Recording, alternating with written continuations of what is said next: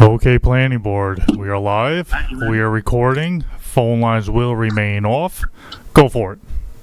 Very good, thank you. Good evening and welcome to the planning board of the town of East Hampton, meeting of November 20th, 2024. Before we get started, I'd like to introduce everybody to Ava Warren. She is our new member, and also an old member who's now in a new spot, which is Ed Krug, who's now the vice chairman of this committee. So we are going to just move the schedule around just a little bit and begin with the Ancient Knolls modification. Is that Will's going to cover that? And Ms. Burke, you've got that, and Jen has got it for the committee. Yep. Hi, good evening, board.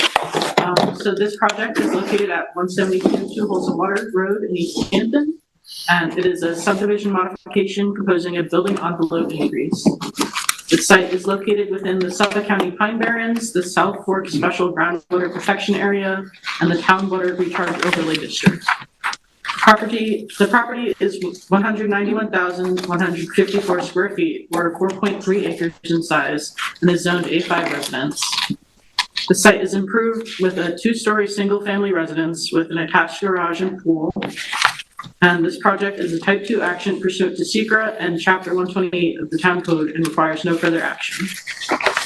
The original subdivision waiver was approved on September 9th, 1987, and the subject property is the only one that has not been modified to have a larger building envelope since then.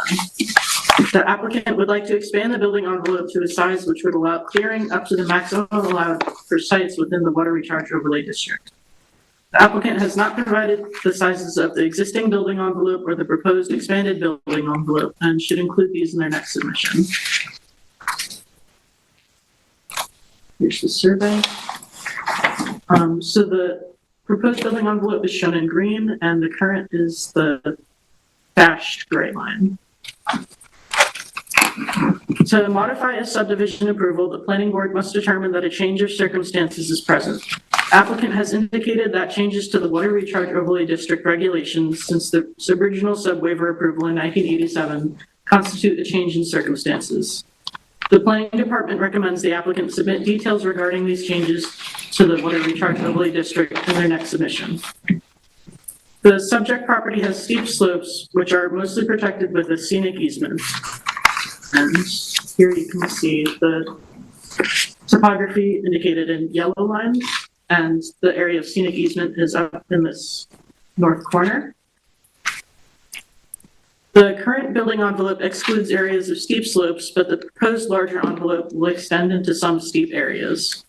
Town Code recommends excluding slopes of 20% or more within building envelopes. The applicant should submit a revised survey to include topography and indicate if slopes 20% or greater would be included within the new building envelope. The existing clearing on site is 29,922 square feet, and the maximum clearing allowed is 33,894 square feet. The applicant should ensure that the new building envelope conforms to the clearing limit, which is only 3,972 square foot greater than the current clearing.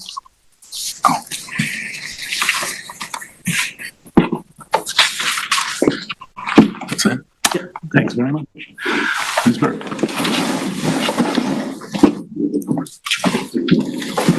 Chairman Kramer, members of the board, I'm Tara Burke from Lighthouse Land Planning here on behalf of the Lucy family, who owns Lot 3 in the subdivision. Will, thank you for your memo. Appreciate it. So, as Will said, this was subject of a 1987 subdivision. It was 4-lot subdivision. And since that time, the clearing restrictions have been relaxed twice within the town of East Hampton. So as a result of that, the other 3 lots came in front of the planning board asking for modifications to their building envelopes in the 90s. And we're here now for the modification for our lot for the same reason. Will had mentioned in the eval that I submit more information on the change of circumstances. And I just want to point out that in the application itself, I note changes made by the town board and the permissible clearing allowances for the water recharge overlay are a change in circumstance from the original subdivision filing, which is what the building envelopes were based upon. Since the original filing, the water recharge overlay district clearing restrictions have been reduced significantly, and the modifications to the envelopes in lots 1, 2, and 4 now reflect those lesser restrictions. We are asking for the same allowance for lot 3 within the subdivision. And then I submitted the 2 resolutions to the board. The first one from 1996, where the board's resolution indicates, since 1987, the town board has twice amended the clearing regulations for the water recharge overlay district, both times to relax the application clearing restrictions. Since the time of the original building envelopes were developed with reference to the amount of clearing allowed in the overlay district, and since these regulations have been relaxed in the interim, the board finds that there exists a material change in circumstances from the original resolution which would support an enlargement of the building envelope.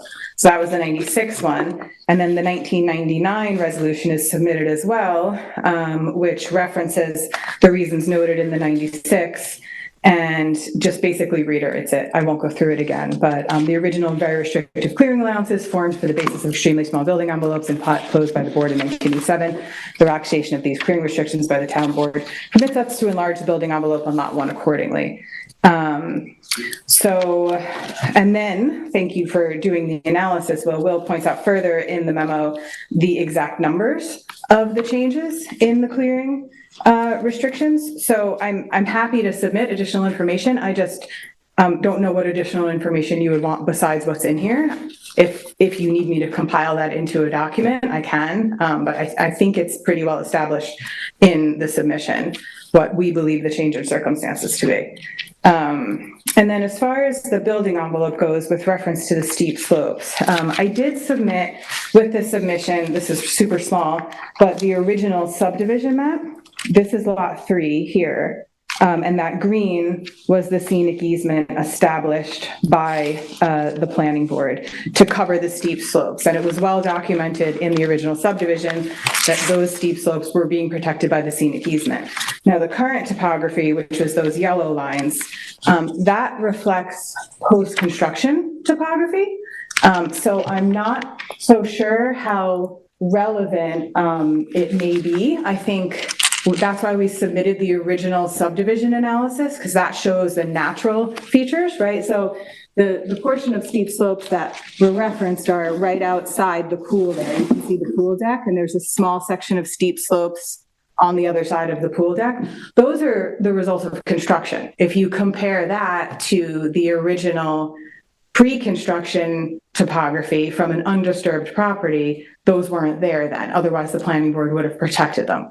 So we can submit topography. We're happy to do that. I just think a slope analysis of the pre-construction topography is more accurate than post-construction.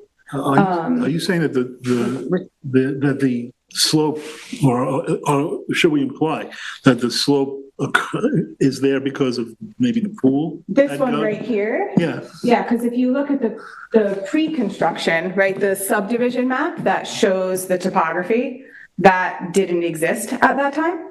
And I spoke to the homeowner about it, and he said, yeah, they pushed the dirt to the side. That's what I'm saying. Yeah. That slope That's not a natural feature. The pool. Yeah, so. How much of the site is affected by, or this, how much of the site has construction that cause steep slopes though? Is it Well, only that's that, what- only the pool? I mean, essentially, but that's why we would do a slope analysis of the pre-construction. Thankfully, we have that data in the record that shows, the virgin ground. So we could submit that to show, because those are the natural features that are worth preserving. And they may not be an issue. I don't even know. I'm just assuming, since the board protected that beautiful sort of swath over on the upper right, Yeah. right? And just based on the contours, it looks like they're tight right by the edge of the pool. So, So that's a surmise, but yeah. not unreasonable, perhaps. So then just, Will, if you could just put up the survey with the proposed envelope. So basically what we did, as you noted, the original envelope is the brown line and the green is the proposed. If you look on the top of the screen, right, so that's the pool deck goes outside the envelope, which was basically the the reason why we even started this process. This was one of those ones where they submitted a building permit application, had no idea there was the envelope, it all got overlooked, and now we're trying to sort it out. So what we had the surveyor do was capture that edge of the pool deck, and then over here, this area right here is where those slopes were in that, the one we were just looking at, right? So then we had the surveyor capture this little bit of patio, which is actually been removed. This clearing line, that's the same line, and then we had him capture the driveway. So the reason the rectangle is what it is because we were trying to, keep a rectangle and capture whatever we possibly could. So the change in building envelope side, the original one was like 20,000 square feet. It was 20 by 100. And then the new one is roughly 32, which is consistent what was approved on the other 3 lots. We're happy to, shrink it and just capture the existing improvements, but we were trying to keep it regularly shaped. So that's why we came up with that. And then just to clarify something that was mentioned in the memo, I just want to make sure that everyone understands that we can't clear beyond what the town code allows. So just because we're making the building envelope bigger doesn't mean we can clear the whole thing. Sure. We still have to stay within the clearing allowances. So the building envelope and the clearing are 2 different things. So Tara, does the homeowner have plans to extend the house? Nope. This is just for future purposes? Not even. It's really just to capture the existing and to make it a rectangle because that's what the board usually prefers. Okay, no, I get that. There's no part. plans for anything other than getting a CO for the deck. Right. It's all driven by the CO. Yeah. The sort of the northeast side of that rectangle, that was quite a distance from, the existing pool and pool deck though, right? When you look at the topography, even though we're looking at the current topography, not the original undisturbed topography, that's a pretty big chunk of steep slope. Yeah, but again, it's from the construction. It's not, if you look at what the board preserved in the, you can see the easement here, right? So the scenic easement ends here. Right. Right. Yeah. And then you have to keep structures 10 feet off the edge of an easement, but the building envelope, goes to that anyway, so it would be Why preserved. not move the right side of that new envelope to the left? Because you're not capturing anything. You're capturing that little bit of deck, but there's a wide space. Yeah, we were trying to capture the clearing line, and we could pull it in a couple feet, It'd but still be a rectangle, just not. yeah, there really wasn't anything, we were just trying to make it a rectangle and put it in perspective of how the other 3 were, so. We'll hear from Jen? Yeah. Thank you. Jen. So thanks, Tara, and thanks, Will, for presenting. Yeah, I think you've kind of answered all of the questions about, why the slope is as it is, why you're asking for it now. There does seem to be a change in circumstance. And if the other 3 lots have already been modified, it seems kind of, there's already precedence for this. And it is, it's a hilly area, and I understand the town wanting to preserve the, natural, protect all the natural vegetation and the natural features of the land. I don't really think this is, aside from maybe some wiggling the envelope around a little bit, I think that it's pretty clear that it's, I think it's acceptable. And it's pretty much right next door to where I live, so I'm also a neighbor. In So, that case. yeah. Any other comments or questions? Yeah, Tara? Yeah. So your clearing allowed on there, is that the real number? Yeah. Or, so what was it before? Was it a lot less? 'Cause you said the town has. Yeah, originally you were allowed 20,000 Okay, in water recharge, and then the town relaxed those clearing restrictions. gotcha. Okay, so that's the real number now. That's a now, yep, that reflects now. And yeah, it also seems that if, since the town as a whole has relaxed the restrictions, we should, Well, but in this, in this particular pertaining case. to this particular Yeah. area. Yeah. Yeah, I think we're kind of bound by that precedent. The only issue is whether or not we think that the issue of the topography is mitigates against looking at that precedent, and I don't see it here. Yeah. If anyone has any other comments or questions, I'll go through our questions. Should the applicant submit details regarding changes to the water recharge overlay district clearing regulations to support the change in circumstances claim? I think And I that's in think there. that's been done. There, It's yeah. been done. Should the applicant update their survey with topography and clearly show areas of slopes greater than 20%? Yes. That, I think that for the sake of the record, probably be a good idea to do. Should the applicant specify why the building envelope is being expanded into areas with steep slopes? I'm satisfied with I think we answered that. the response now. Does the board agree that a change of circumstances is present? And I think based on the fact that you have 3 other applications that had this, that would be a change in circumstance. And it's not overridden by the steep slopes issue. Right. Or the So- clearing. Okay, so why don't you bring in that one last thing and wrap it up? All right, thank you very much. Thank you. Thanks, Have a good Sarah. night. Okay. That was an easy one. Okay, so now we will move back into the regular order, and Eco Acres, the applicant I know is here, I see. And then you've got this one, and Ed. you got this one. And you're also gonna come see. That's right, yes. That's right. Yeah, that's like I said, it's, now you got the strike.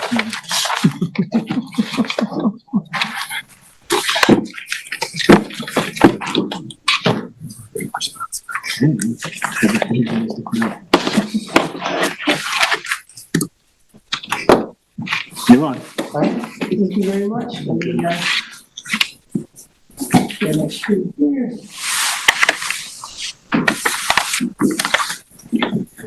All right, well, good evening. So this is the third review of an application to subdivide approximately 6.722 acre lot fronting Old Northwest Road and Gold Path into 2 individual lots. The first lot of approximately 54,616 square feet in size, and the second of approximately 59,027 square feet in size. 2 reserve areas are also proposed as part of this application, in addition to a 12,890 square foot access and utility easement along the southern property line off of Old Northwest Road.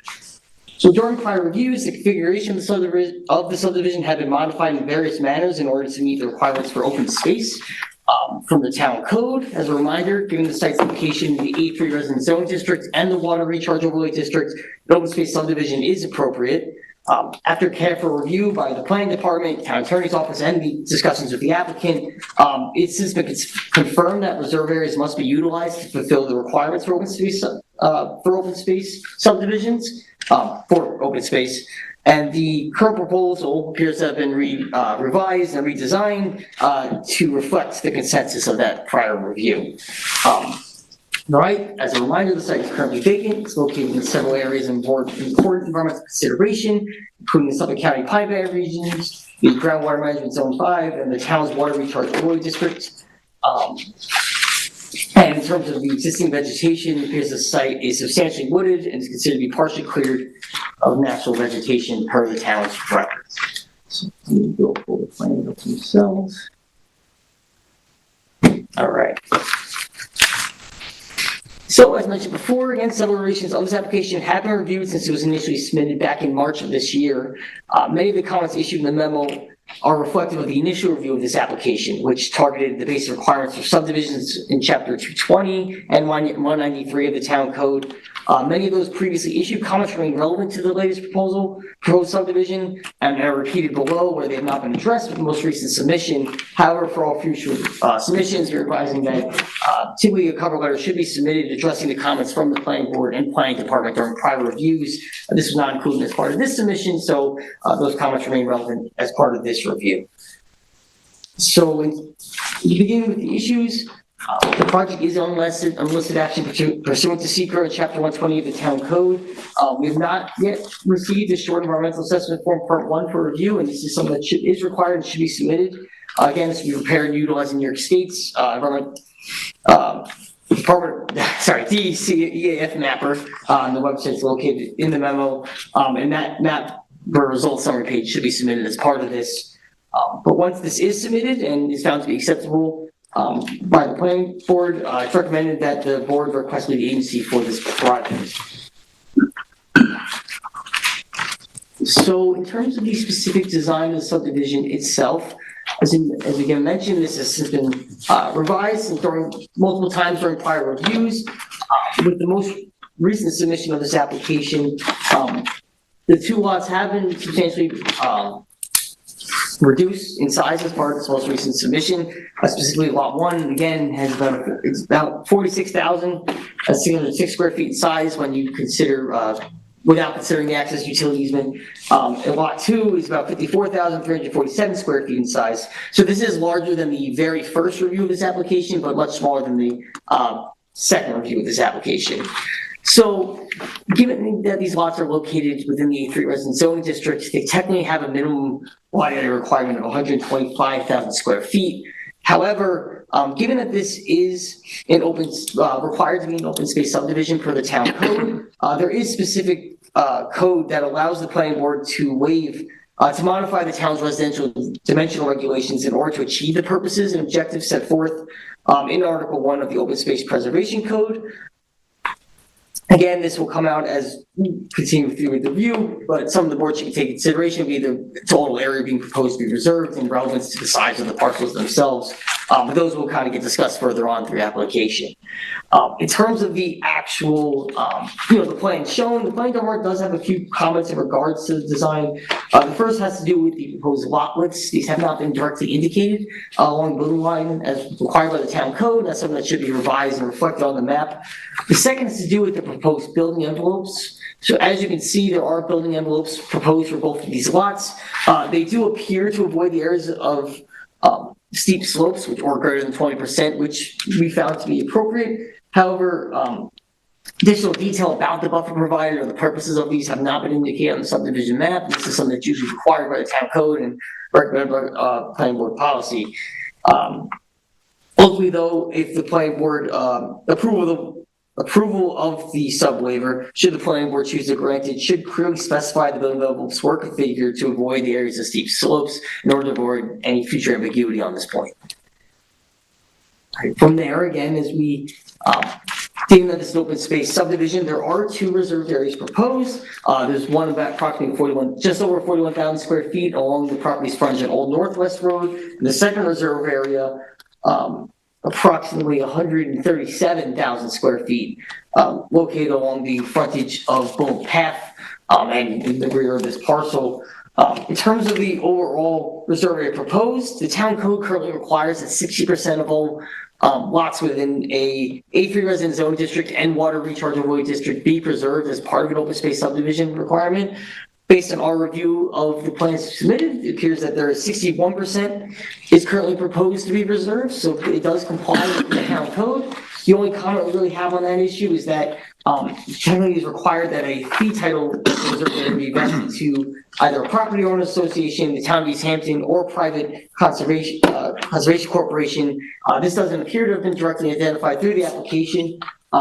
And so we're asking the applicant to confirm who will take title to reserved areas, and this should also be indicated on the map. In addition to this, you also know the town code does require that 10% of the total, that a reserve area or scenic easement area of 10% of the total depth of the parcel should be provided along any road frontages. Clearly based on the size of both these reserved areas, it does appear that they both comply with this requirement. Although not directly indicated plans, but again, just as important consideration, we found the scenic and aesthetic quality of Old Northwest Road and Bull Path are important to preserve in this area. Maintaining the greenery along the property's frontage is a consideration for this project. So finally, similar to the initial review of this application, it appears that most of the areas of steep slopes are located within the reserve areas, which is consistent with the town code, which requires that all significant or critical values such as steep slopes and unusual topographic features be considered for preservation. However, compared to the initial review, it does appear that some of these areas are now incorporated into the buildable lots. Specifically, the initial review included a reserved area right in between, in the middle of these two lots, that has since been removed and now incorporating both to lot 1 and lot 2. We do note again that the building envelopes have been designed to avoid these areas, which is appropriate. However, it ultimately just comes down to whether or not the planning board finds this to be appropriate as currently configured. The one thing that we did point about these is that, and it was discussed during prior reviews, is that this site was formerly used for mining and excavation activities. So it is important to note that most of the steep slope appear to be a result of the mining that used to be there. So their preservation might be less of a priority in comparison to typical natural topography. However, just given good planning practice and precedent, it remains good interest to avoid disturbance to them. So it may be appropriate to consider those here. Now, with respect to these as well, and I'm going to pull so I can pull it up here. Showing the current, trying to show a little bit of both. It's a little hard to see, but it's trying to show the current conditions of the site here, and this is trying to show the aerial that we previously showed. That's the same orientation, right? What we're looking at left and right? Yeah, so both sides here are showing Old Northwest Road and both paths on the left-hand side of the screen. So one thing you want to mention, so in addition to reserved areas, we also noted during the initial review that there are specific regulations for clearing as part of the open space subdivision. Given that this is again in the A3 resident zoning district and water recharge overlay district, the permitted clearing is approximately 6% of the lot area for the lots to be developed. On the survey, the clearing of the property is currently shown as 109,974 square feet, while the allowed clearing would be approximately 45,000 square feet based on the code. With the subdivision in place, again, the allowed clearing would be 6% of the lot area for each of the residential lots here. In terms of the clearing itself, the applicant has indicated the clearing is pre-existing. However, we do not see that confirmed in the town records. If they wanted to approach Natural Resource Department for determination to confirm that the clearing is pre-existing, that would be appropriate. But absent that formal determination, the residential lots would need to comply with the clearing, and that would be a condition implemented during the building permit process. The planning department, generally speaking, would recommend that revegetation is an appropriate condition of approval should the planning board consider granting it. And this has to do with specifically the lots, because although lot 1 appeared to comply, it appears that the lot 2 more so in the rear is over cleared. You can see that here between the aerial, some of the clearing shown there, and then the proposed lot 2 where they've drawn the clearing line on the map. However, in terms of reserved area itself, there is additional clearing within this area. We are asking the applicant to provide more information regarding this reserve area, including photographs to support the reserve area is consistent with the intent of the spaces defined in the town code. That was indicated in the memo, but I'll go through it now, and it's been truncated a little bit, but it's basically a parcel set aside as open space for passive recreation, active recreation, or common enjoyment by residents of the subdivision, and possible dedication to the town of East Hampton for conservation of agricultural land and continued agricultural use, or for preservation or conservation of natural or man-made features, resources, or systems in accordance with the purposes of this chapter. That happens to be the open space subdivision code. That is chapter 20. Revegetation of the area may or may not be warranted based on the current condition of the site, but additional information about the current condition of the property would be helpful to understand how it meets the objectives of the town code. So now going back to the site itself and a few more additional smaller details, but still relevant based on the subdivision code. So the current subdivision map, as we've indicated in the beginning of this, does indicate that there's an existing that a access utility easement is proposed along the southern boundary line of the property. The map indicates that there is an existing curb cut onto Old Northwest Road, which appears to have served as access for the former sand mining operations previously located on the site. So we tried to verify this during our initial review back in May 31st, 2024, but couldn't find it at that time. However, the applicants haven't indicated that the curb cut and driveway are still in place and have not been abandoned. So this is something that that although apologies, So again, while information pertaining to the condition of this is not, has not been considered, it may be required, something that's required by the town engineer or the fire marshal's office upon their review of the application. Generally speaking though, again, we note that the applicants have revised the plan to include the access and utility easement during the initial evaluation was just an access easement. So this, we did find this to be appropriate. Generally considering, in terms of its location, we did have a couple comments on this, just again, generally speaking, based on the site's topography, especially considering the steep slopes in the rear and northern yards of the property, it does appear that this is the most appropriate place for access if it is going to be provided. And that's something we asked the planning board to discuss, whether or not they agree that this location is appropriate or whether some alternative may be considered as part of this project. The second part is, again, as we mentioned, is general practice of the planning board to require common driveways in order to avoid excessive clearing and to reduce curb cuts and preserve traffic flow on utility roads. An access and utility easement is shown, which is appropriate. However, in addition to these, based on the subdivisions code, it's also required that a common driveway plan conform to the specific specifications of the town code should be submitted, particularly for common driveways for 2 lots. There's also the requirement for a depiction of a common driveway profile as specified in chapter 20 in order to ensure that the road is following the proper design from the town code. But once it's submitted, this is something that's going to be reviewed by the town engineer and really should be submitted upon an appropriate location for this driveway and further details from there. Going forward from there, it is noted that the survey has been revised to depict the location of a water main, the location of public water, a water line going along the southern yard of the property through the reserved area to service the 2 lots, indicating that it's going to be serviced by public water located on Bull Path. However, based on our review of the town records, in addition to a Long Island Water Quality Viewer mapper, it's a mapper that the Suffolk County Water Authority has on their website, showing the current area service and non-service by Suffolk County, Water Authority. It does not appear the services are currently present in either Bull Path Old or Northwest Road. So this is something that we're going to ask the applicants to confirm whether or not this infrastructure does or does not exist. If public water mains are shown to be located on Bull Path and not on Old Northwest Road, as the map currently indicates. The mechanism that preserves reserve area B will need to include a provision for access and maintenance of the water service.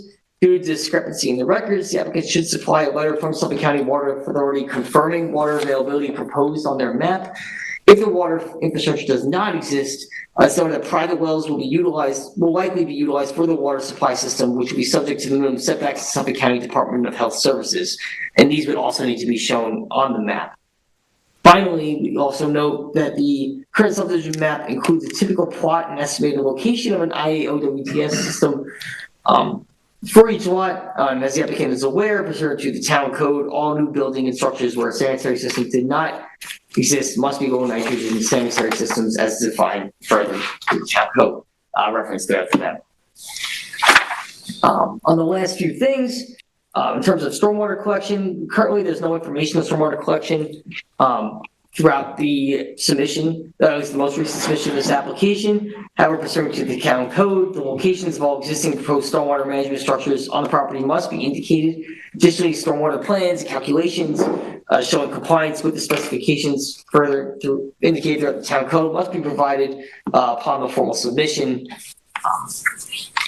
For the application, this might be something that should be considered along with those driveway details previously requested. Furthermore, as indicated already, Suffolk County, the proposed subway will require approval from Suffolk County Department of Health Services upon formal submission to the planning board. The applicants are encouraged to submit an application as soon as possible in order to put an official review of this application. In terms of fire marshal comments, we've noted that we've not received comments from the chief fire marshal regarding fire safety and prevention in proposed lots in terms of this most recent design. So that's something that will be forthcoming, and once they're submitted, we request the applicant respond to those appropriately. Finally, it's noted that in addition to the planning board, there are several other agencies that are considered this Again, that's Suffolk County Water Authority for the potential of the public water sources, fronting both Path or Old Northwest Road if they are there. Again, for approval for the connections to existing infrastructure and for water services. We already mentioned Suffolk County Department of Health Services, and finally the town highway department, depending on the condition of the existing curb. So ultimately, given that this is the first comprehensive review of the requested subwaiver heard by the planning board, we find it appropriate to consider whether the overall layout, lot sizes, and reserve area allocations are acceptable to the board.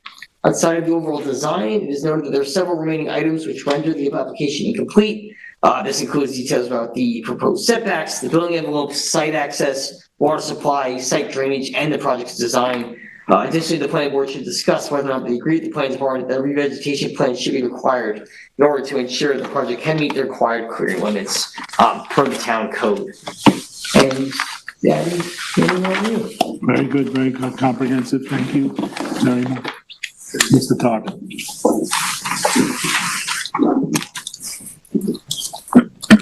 John Tarbett for the applicant.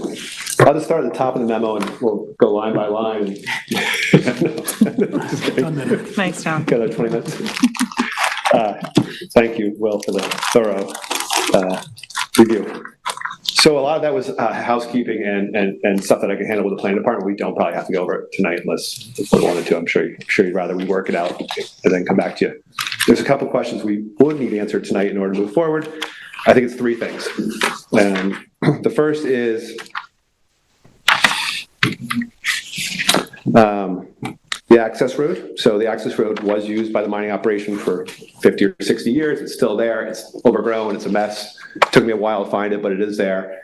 It's the most logical place to bring access in because the rest of the site was disturbed during the mining operations. So there's, as you see, there's steep slopes, and plus, why would you want to do new additional clearing if there was an area that underneath all that vegetation is still asphalt? So we would reuse the existing driveway that is still there now, although it's in terrible condition.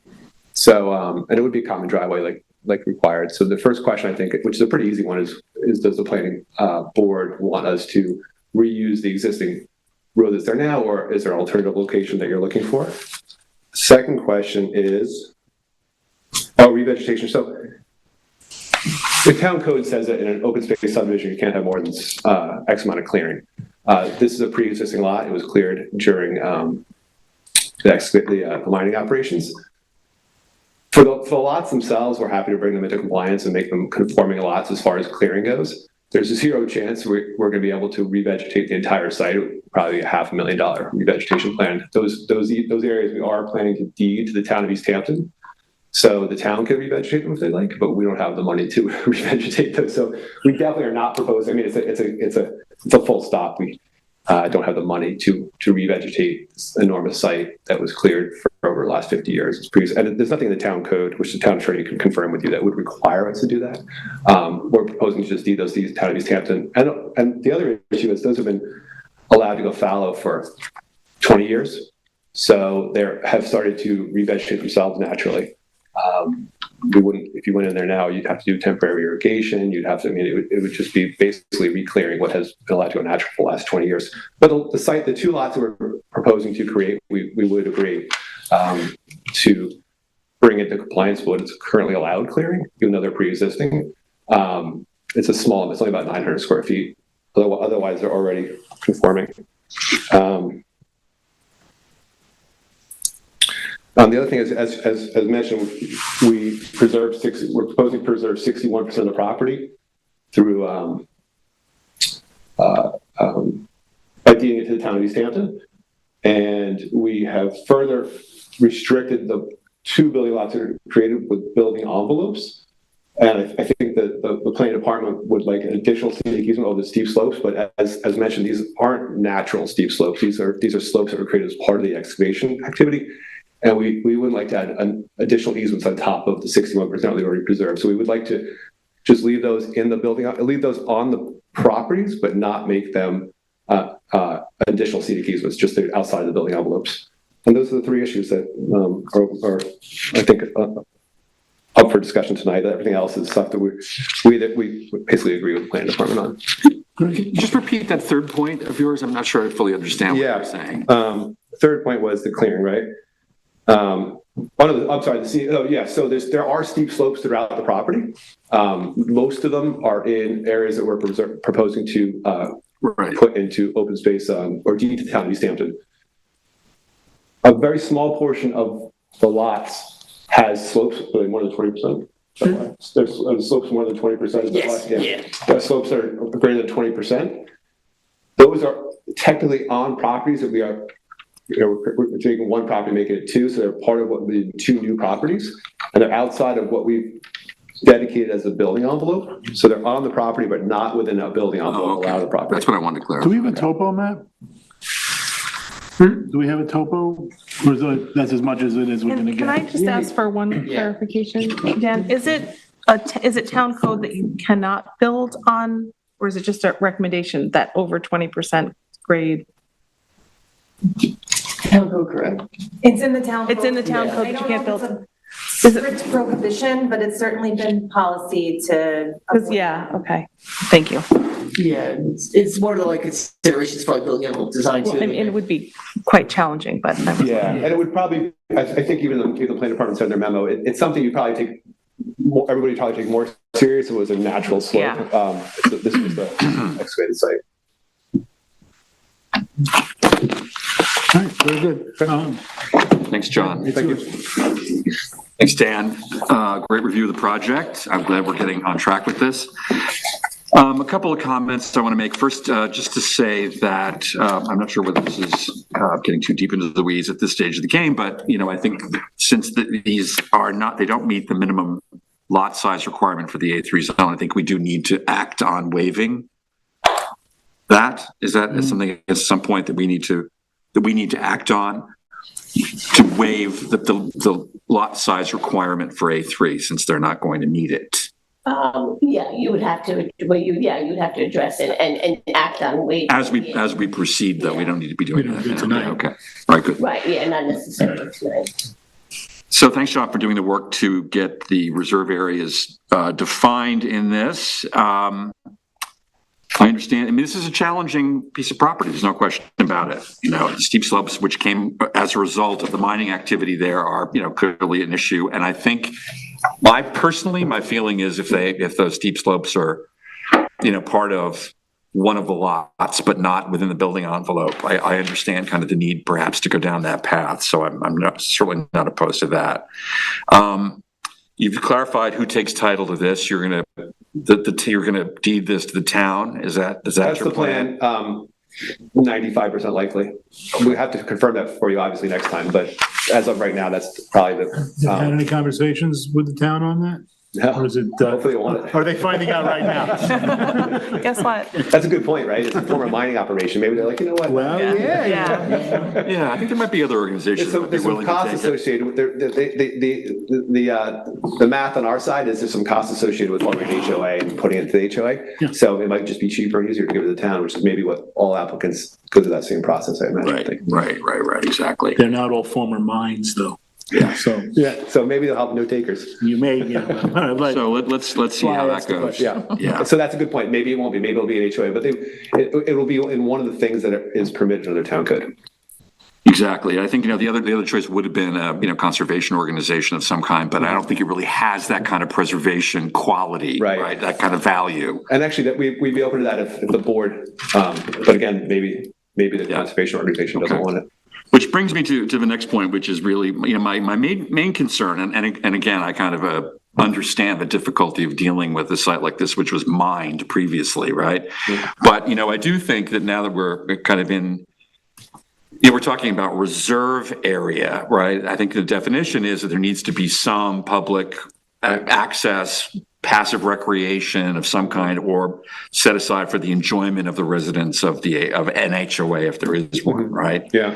And I think it's a little difficult to find value in land that has been mined, and maybe overcleared, as we've discussed. It probably is. What is really the reserve value of that, right?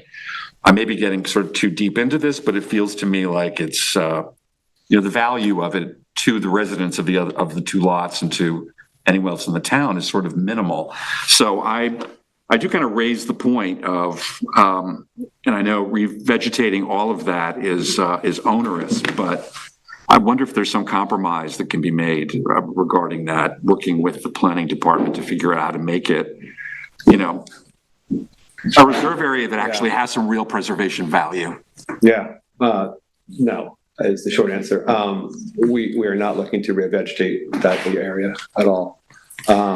So Acres, would you say that, or it's over square 100,000 feet? square feet. No, the area that, It's over 100,000 square feet of cleared area.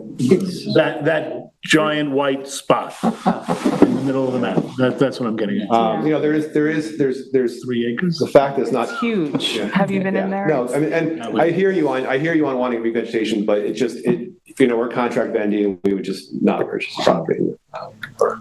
That's your status right now, contract vending? Yeah.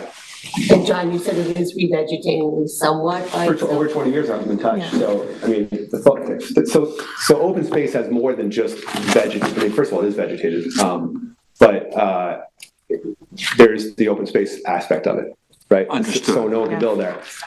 It's preserving it for the future generations and the open space itself. So why not? It's very open space. Well, But it's shown as clear on there, but it's actually not. If you go there, you wouldn't walk there. Trust me. Be able to determine. And it I has wouldn't get been in my for car. years. It is definitely very bad. I mean, it like hasn't been brush. operated for over 20 years. Yeah. And even, This is also near where you live. yes, yes, exactly. Yeah, I mean, it's been open, it's been unused since the 80s, right? Decades, yeah. Since the That's the 80s. last time there was mining activity? Over 20 years. Yeah, and it was just kind of abandoned and, kids used to. Like even the road play there. itself, you Yeah. can't drive on it. It was asphalt, and now you can't drive on No, it. you can't really. drive on it, It's yeah. all broken up now, Broken up, and it's just trees growing through, stuff growing through it. Yeah, So like it's very. Would you change the address or would you keep the address full path? Yeah, that's a good Access is question, gonna be 'cause off of sometimes the Old Northwest name- Road. It's gonna have to change. Change, yeah. to Old Northwest Road.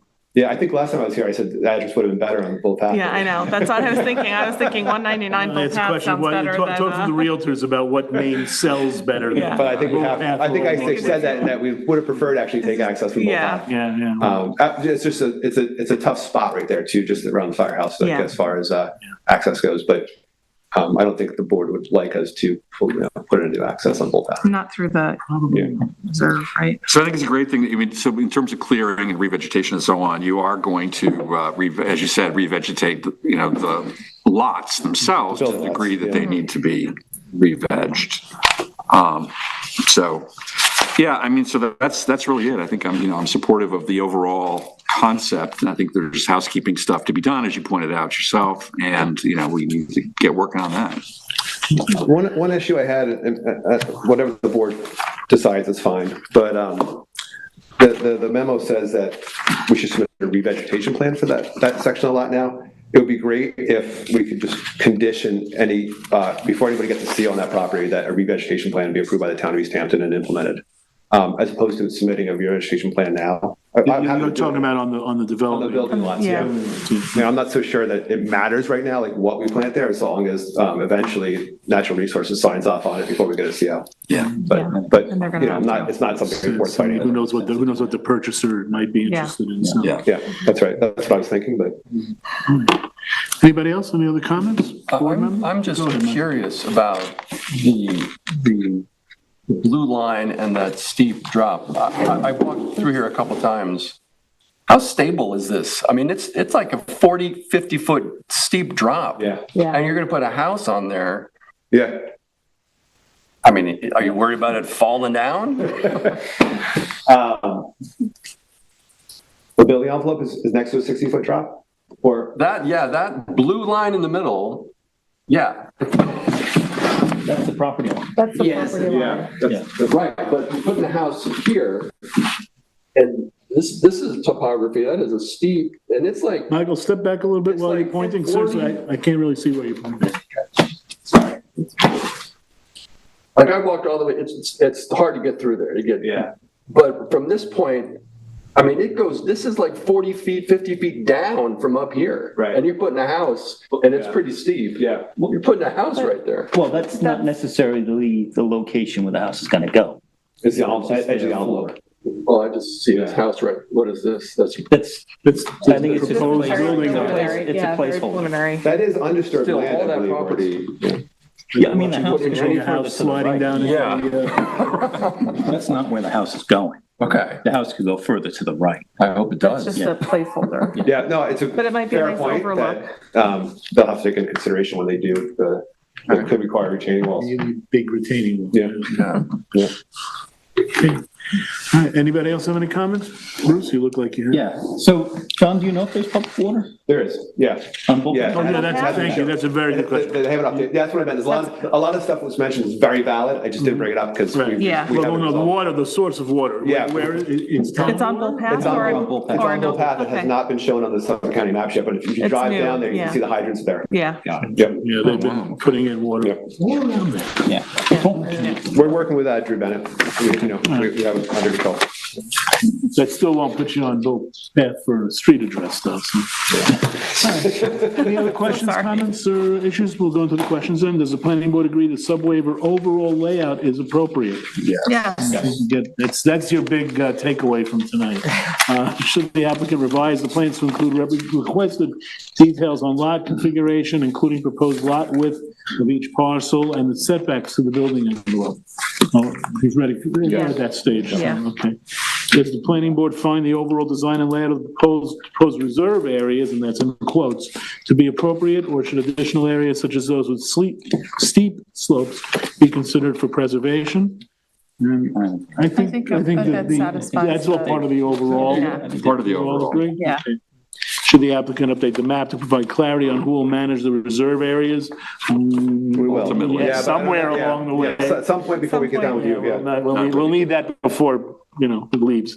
Should the applicant submit a revegetation plan for the second lot in order to ensure compliance with clearing regulations for open space subdivision? And I think we're We all in discussed agreement not yet, on yeah. holding that in a. What I would do is I'd add a note to the map that this lot we vegetated in accordance with town code prior to the issuance of CO's on the map. Something like that. Yeah, okay, something like that, yeah. Yeah, we'll work that out with town attorney. Should the applicant provide, did I skip? Oh, no, 5 is number, you hit number 5 twice. Should the applicant provide additional information on this is week 6. Should the applicant provide additional information on the status of the access road and curb cut onto Old Northwest Road that are not presently viewable from the roadway? I think I that's. think we, Yeah, yeah. well, he mentioned he's gonna do that, Mentioned, but, we'll need that to be specified. Formally 6, if the planning board agrees Can I that. just slow you down for 1 second? That actually specifically, that question says, am I giving you, I just don't know, am I supposed to be giving additional information on the status of the Additional road? information on the status, well, I guess, what do you mean by I status? It's in think, terrible yeah, shape. I think it's, Well, that's yeah. what it is. Yeah, just basically that, just confirmation of the current condition of it, and then, because the indication the town highway engineer might. I think, yeah, you're gonna have to go to. Maybe, highway. Yeah. and maybe give us, Driveway. And it's gonna have to have all the specs, the drainage give and us, all yeah, that. give us a better sense of that, I mean, I presume you're gonna use that. Well, that's the question for you. So that's the only reason why we didn't put in like drainage and the curb profile, there's a bunch of engineering that has to go into the driveway. We still want to do it until we knew where it was going. Well, let me ask. So that's the real question Do an tonight is- audible. Do we agree that the curb cut and the presently existing, to the extent it does exist, road is the appropriate, Yes. Yes, yeah, that's Okay. All right, so there you go. Now So you when we got, come back next time, we'll have an you'll have a engineer. better idea of what Yep. you're gonna, what Yep. it's gonna look like. If the planning board agrees that a common driveway is appropriate, I was looking for that word, common driveway, appropriately cited, should the applicant submit a common driveway plan? There you are. There we go, yeah. Okay. Okay. Does the planning board agree that additional details, water availability confirmation from SCWA be provided? And we were just told that it's on Bull Path, and you'll give us something that shows that, so that we know it? Yeah, Whatever. I think we're at the stage now where we'll probably apply to the health department, so, So it'll- yeah, we'll have all that. yeah. info. Does the planning board agree that additional details should be provided pertaining to stormwater drainage for the proposed subdivision? That's Yep. important. So, Same thing, we just wanted to get past this stage. is everybody satisfied? All right, thank you very much. See you next time. Thanks, John. Thanks, John. Thank you very much. Okay, next on the menu is Ancient Knolls modification. Oh, I'm sorry, my bad, I apologize, Two folks. Heritage. Two Heritage, Heritage Farm. Michael, that's, you've got that, Chris, you've got that, and Mr. Bennett, you've got that. So, right? Yes. Very good, okay. All right, Chris, take it away. Thank you. Just one moment. Let me pull up the map here.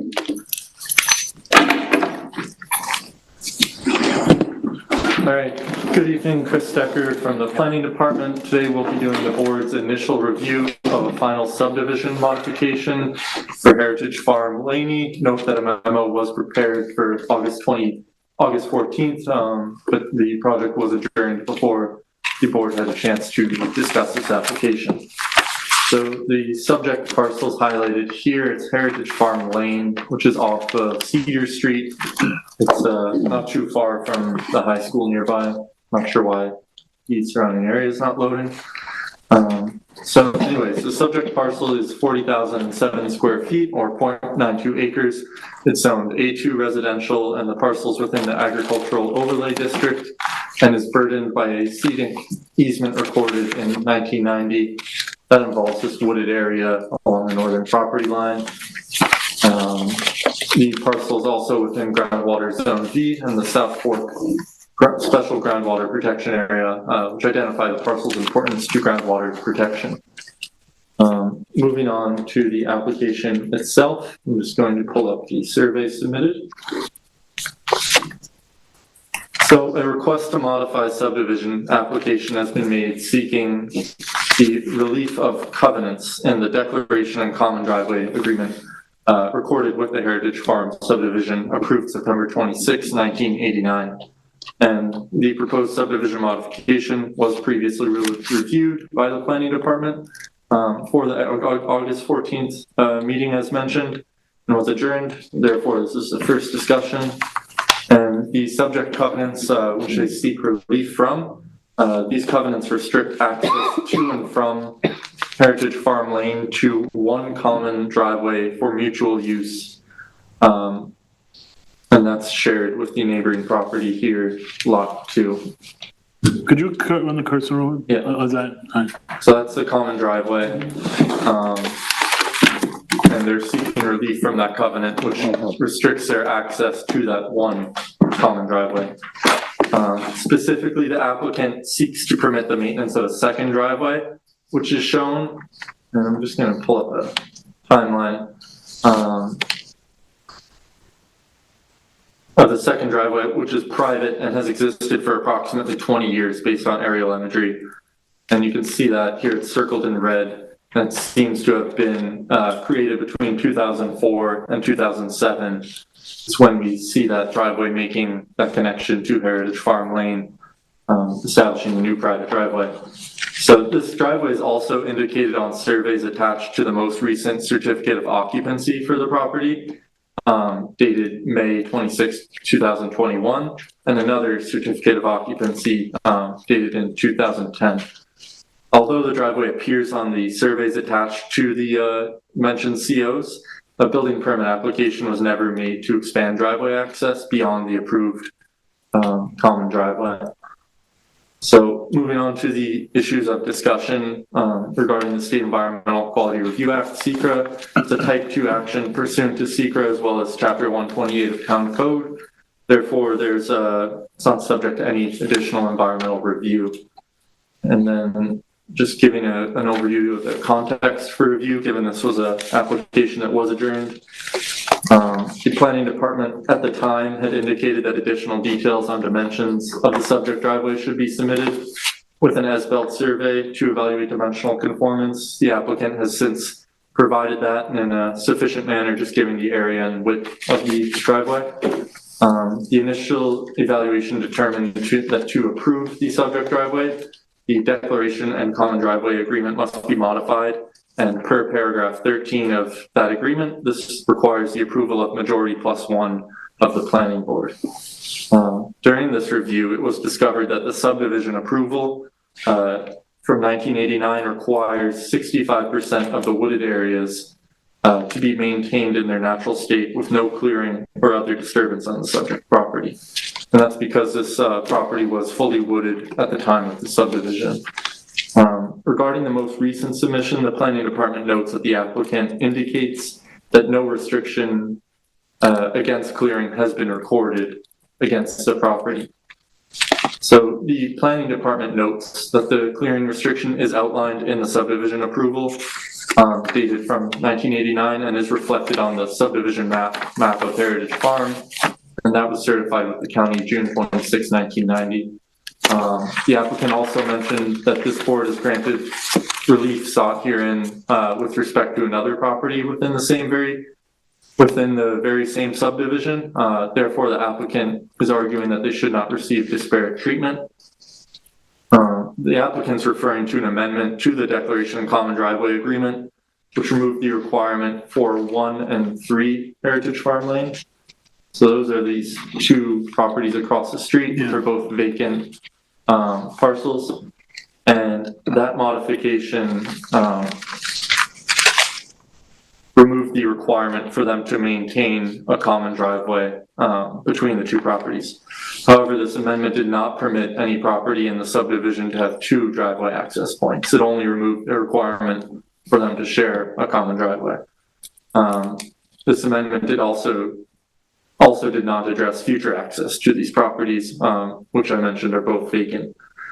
So moving forward, the following sections include some commentary that was in the initial evaluation, but given that this is the board's first discussion, it's relevant to still bring them in for you all to discuss. So beginning with change in circumstance, which is something that we established for subdivision modification. It's an established planning board policy that to review the subdivision approval, you must determine a change in circumstance that warrants looking at the approval again. If the planning board determines that the change in circumstance exists, then you must review the modification and determine whether it's consistent with the town's subdivision regulations. So the board should discuss whether the mentioned amendment to the Declaration and Common Driveway Agreement establishes that change of circumstance. This is the amendment that removed the requirement to maintain that common driveway between the 2 vacant parcels. And then as mentioned, the subject driveway appears on the 2 most recent certificates of occupancy, COs for the property.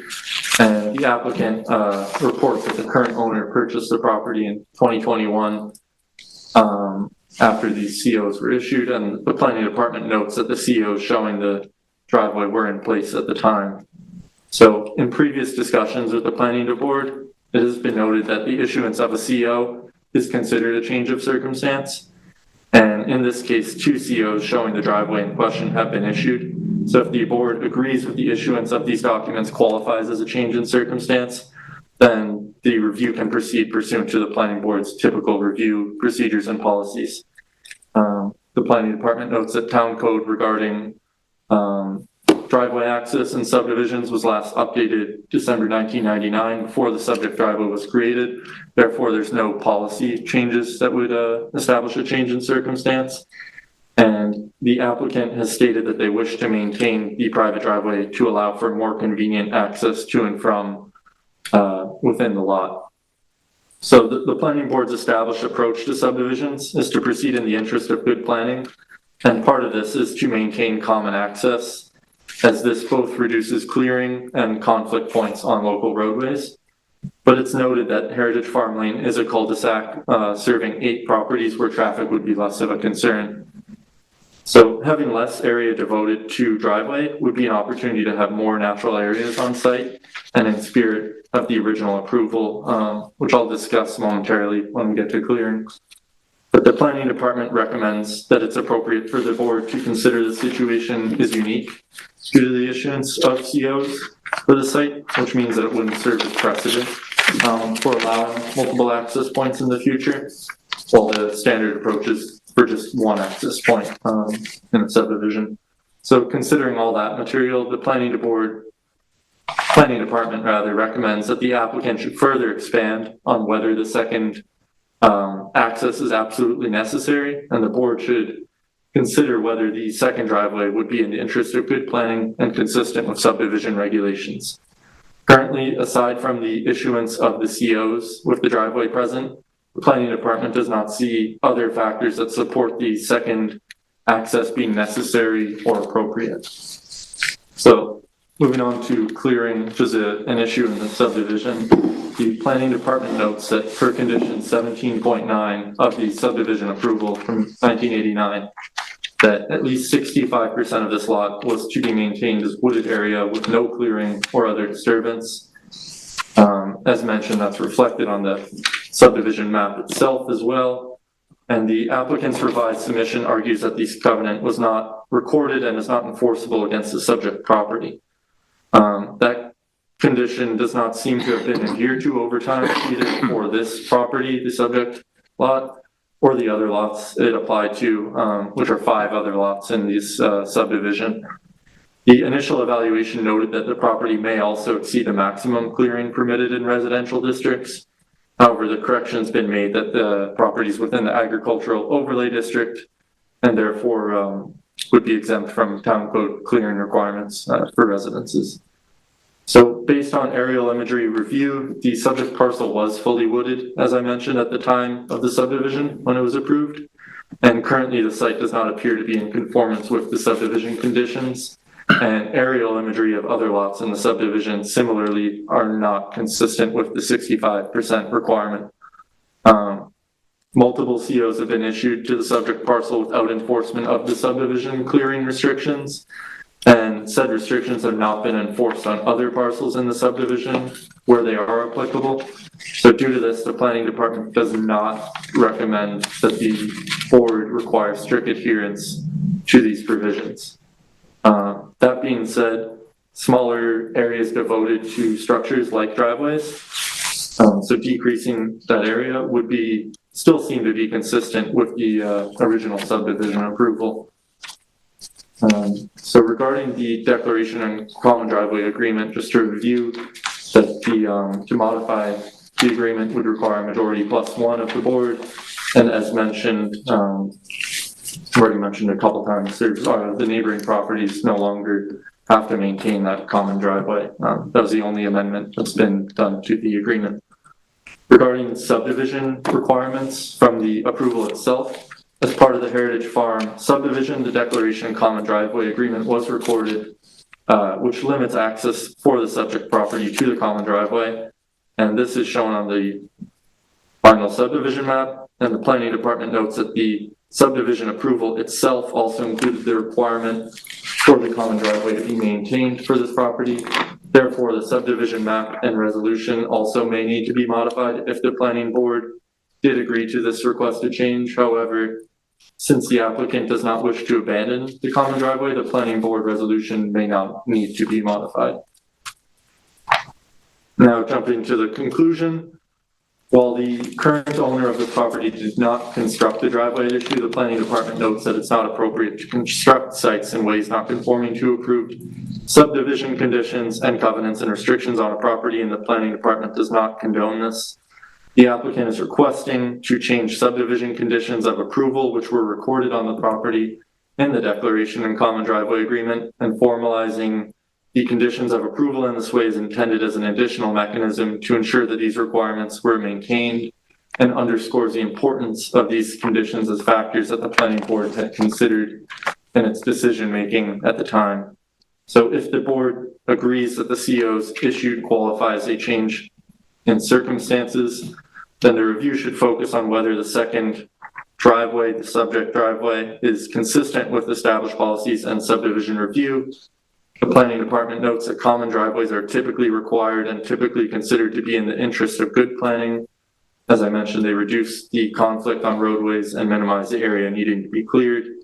However, again, the board should consider that Heritage Farm only serves 8 properties, therefore the traffic would be less of a concern in this instance.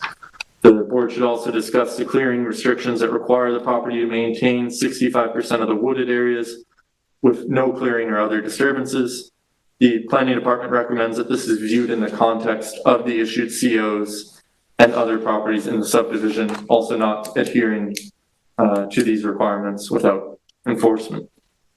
As mentioned, based on the lack of prior enforcement, we do not recommend that the board require adherence to these provisions, and ultimately the board should discuss whether it's appropriate to approve the subject driveway, given that the driveway violates the declaration and common driveway agreement, and involved clearing wooded areas where their preservation would have been more in line with the conditions of the original subdivision approval. Thanks very much, Chris, and that's a thorough analysis. Can you do us a favor and bring up the overhead photograph, the current one? Right. Now, the western, I guess I'm disoriented, but across from the driveway, the lines in red. Yeah, those are part of the subdivision as well, correct? Yeah, so these are other properties in the subdivision. Right. I can also pull up the map. And they're vacant right now, correct? Yes, these are both vacant. That's 2 vacant lots that are directly across from the subject parcel, Yes. across Heritage Farm. Correct, Okay, right and then across from this front yard. Okay, and then the rest of the subdivision have houses, residences built all around, No, correct? There's still some, the southern one, The southern one has, It's not the Vacant. pie shape. Yeah. that one This is has a vacant not been parcel. developed. right. The one next to it has been developed. And then there's one to the left that's getting towards the high school, I guess? going this way. Oh, high school, the other Where way. Stephen I'm sorry. Hans. Okay. And the 2 southern lots are the lots where they've abandoned the common driveway, correct? Yeah, so these 2 vacant parcels, lot 7 and lot 8. What do they add? How do those. they, those are the 2 I'm interested in. Yep. How do those access to the world? Off of Heritage Farm? Yeah. That's how they would access. The subdivision approval established a common driveway for them. However, the 1991 amendment removed the requirement for them to maintain a common access. Therefore, should they be developed, they would need to plan their access to those properties. But those accesses would come not off of Cedar, but off of Heritage Farm? Yes. Correct, and they are Heritage Farm civic addresses. Right, okay. And there can only be one access point per Well, lot. per lot, Per that's lot, the way yeah. it's written now. I mean, that's what it would Okay, be yeah. if it were built now, I meant to say. Okay, right. That amendment only applies to those 2 Where- vacant lots, correct? Those are the ones, 1991 The amendment. common driveway. Correct. It only applies to those 2 lots. they're the only ones that have had the requirement to maintain a common driveway removed. There's nothing that's been done regarding planning future access to those properties. Why was that changed, do you know?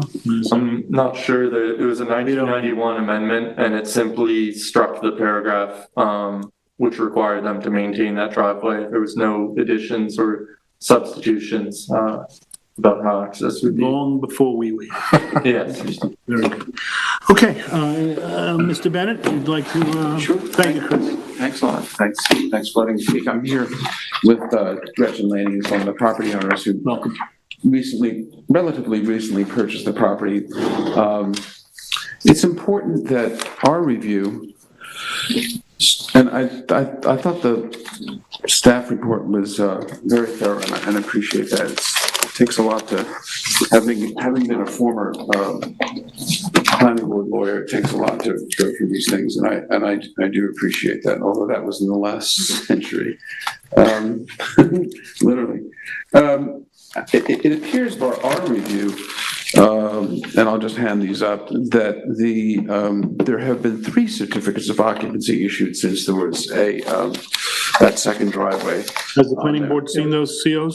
That's correct. I only mentioned that 2 were issued showing the subject driveway. So in 2010, there was 2 COs issued since this driveway existed. However, only 1 had a survey indicating the subject driveway. But the chronology would show that there have been 3 COs issued since the unequivocal construction of the common driveway. Chris, have you seen those COs, all Yes. 3? Yeah, Okay. he's correct. So, all right, Would you go like ahead. them, or? As long as we. I'll put them. Oh, do you need them in, or? If you want to Our put them. pleasure, sure.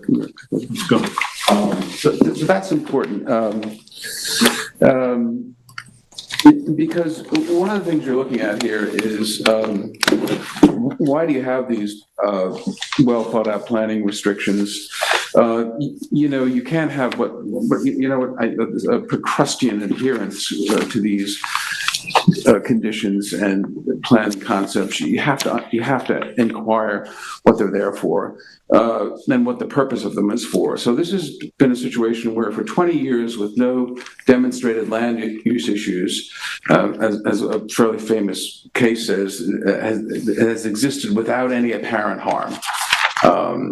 And so our position is that that the board should be kind and grant this change. This clearly is a change in circumstances. We are in receipt of the planning staff's most recent memo. By correspondence dated September 13, we had submitted responses confirming the dimensions of the existing driveway, a modest 14-foot wide driveway, total square footage of about 1430, which was acknowledged by the staff to have been in existence for 20 years. As again stated, Laney's purchased the property in 2021. Was already improved by the existing driveway that takes access by means of the common driveway shared by Lot 2. And I'm going to talk a little bit about that because I do have a letter or an email from the owner of Lot 2 who is very supportive of this application, but also maintains the second curb cut off of Heritage Lane in the existing property. They do not seek to terminate the common driveway agreement, which provides for access to the subject property and the adjacent property to the west. And again, we have some comments from the neighbor to the west. They simply seek approval from this board to maintain the existing secondary curb cut, allowing for more convenient access to and from the parking lot on the property, the parking area, I should say. And as staff correctly pointed out, you have the ability to modify the limitation by majority +1. It is important, as the staff noted, that in 1991, shortly after the subdivision was approved, those two vacant lots were granted approval to amend the agreement to eliminate the requirement that lots 7 and 8 of the subdivision maintain a common driveway. They're located directly opposite the subject property on Heritage Lane. Those lots were allowed 2 separate driveways, and I know there's been an attempt to distinguish it, and you can distinguish it to a certain degree, I suppose, but the bottom line is it's the same thing that's happening here. You are going from 1 driveway to 2 driveways, and that's what happened. That's what happened back in 91. No second driveway was approved in 1991, only the abandonment of the common driveway. Yeah, So I understand, but per force, what that means is those lots are going to have their own separate driveway. And I don't understand how. They're gonna have 2. They're not gonna have 2. But they would not maintain it. I understand they're not gonna have 2, but numerically, you had 2 lots that had to share 1 driveway. And now we're gonna have 2 lots. And now you have 2, those each lots will have their own driveway. That's 2 driveways. What we're talking about here is 2 driveways, 2 lots with 2 driveways. One common driveway and one with the second driveway. 2 to 2. I mean, I don't see that there's any argument about that. The lot next door can only take access via the required common driveway. That's 1. And we are asking for a second driveway on this lot. Yes, the 2 driveways would be on 1 lot, but it's no different numerically than going from the 1 driveway on the 2 lots, each having their own driveway, to the 2 driveways here. 2 driveways, 2 driveways. So the driveway that we're talking about, Yeah, the one that we'd like the. that you're seeking yes. approval, basically. Yeah. When did that come into existence? At least 20 years ago, shows the aerial show. How did it come into I existence? don't care about that. I care about the when. Between 04 and 07. Looks like So 2004. in 04, it doesn't look like it was fully connected, but then we can clearly see Yeah. while there was construction going on, That was it was probably a established. turn. And what's important about that, if I may approach, is that although the cut was made back in around 04-ish, this parking area existed. And that's important in terms of this whole clearing issue.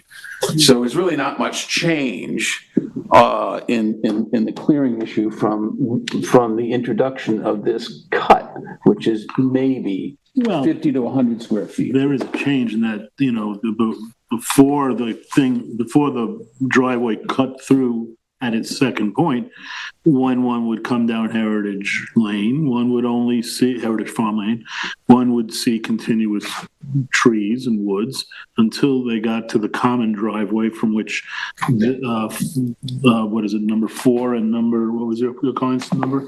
4 and 2 and 4 share. No, what I was saying in terms of a percentage point of clearing. Like this parking court existed before the cut. So the cut itself didn't add much of a percentage of clearage. I understand what you're saying, but I just wanted to point that out. So we submitted a copy of the amendment that was previously approved by the board. And again, as I said, the staff memo attempts to distinguish this landing request from the prior amendment granted, but again, it's 2 driveways where one was allowed. We're still dealing with 2 driveways to a 2 driveway situation. I do want to mention that the property owner to the immediate west who shares the common driveway supports the application. Let me, if I may. Is that in the record? I think his. Chris, do you have that from the neighbor? To the neighbor. You don't have that in the record yet? If that's not in the record, you'll need to. Okay, we'll submit it, and obviously the board will have, and Chris will have time to respond to it. You just got it. And I apologize. Don't bring that up. If the planning department hasn't seen it. Okay, but I'm going to read it into the record. Well, let's just get to it. There are currently 5 homes. This is the owner of the property that also shares the common driveway. And I'm not trying to ambush anybody here, because you're going to have whatever time you choose to respond to this stuff. There are currently 5 homes in the Heritage Farm development, and as there have been for 10 years, we have owned 4 Heritage Farm. There are also 2 vacant lots, which is real estate values have skyrocketed, we expect will be developed within the next 3 years. Excluding the street access in question at 2 Heritage Farm Lane, these 7 lots are serviced via 3 driveways. 2 of these driveways are accessed via a small traffic circle. 1 driveway is positioned at the mouth of the traffic circle.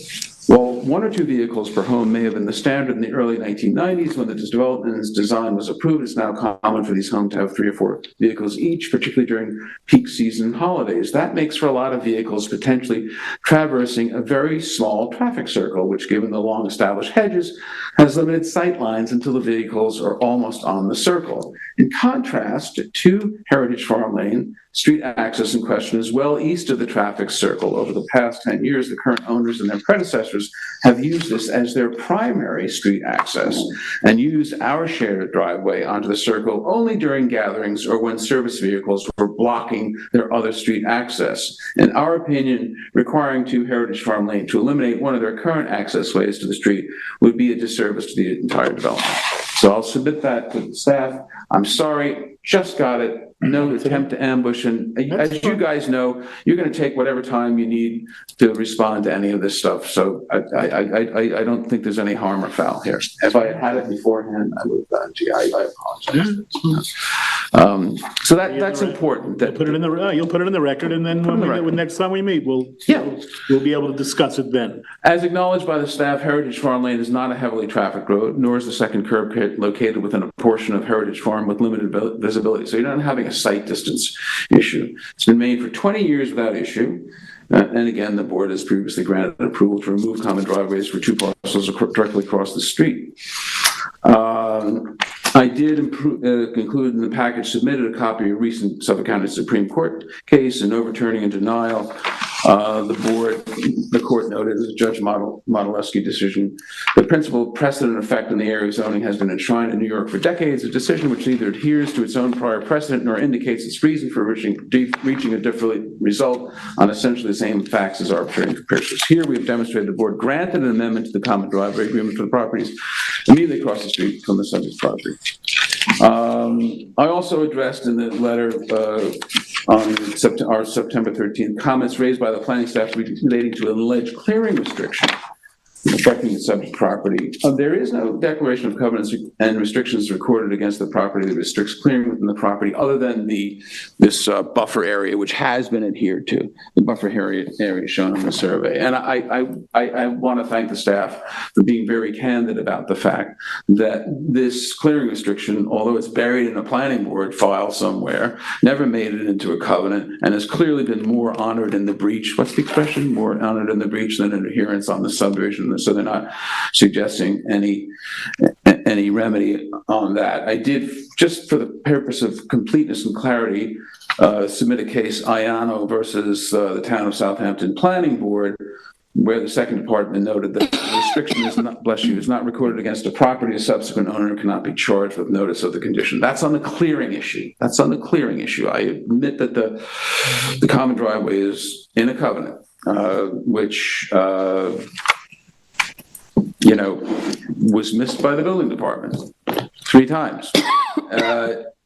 I know it's constructive notice.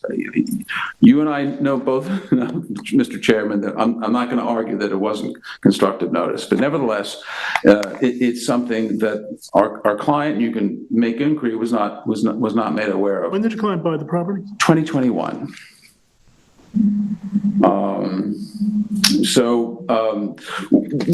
And I'll also be very candid with you about estoppel issues.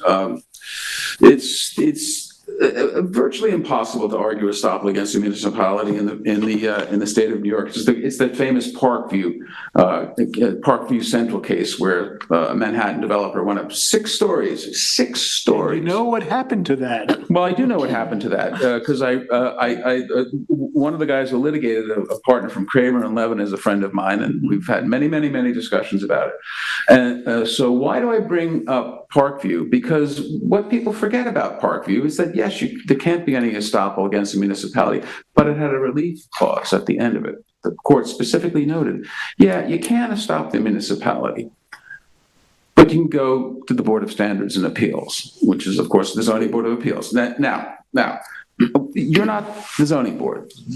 You're the planning board.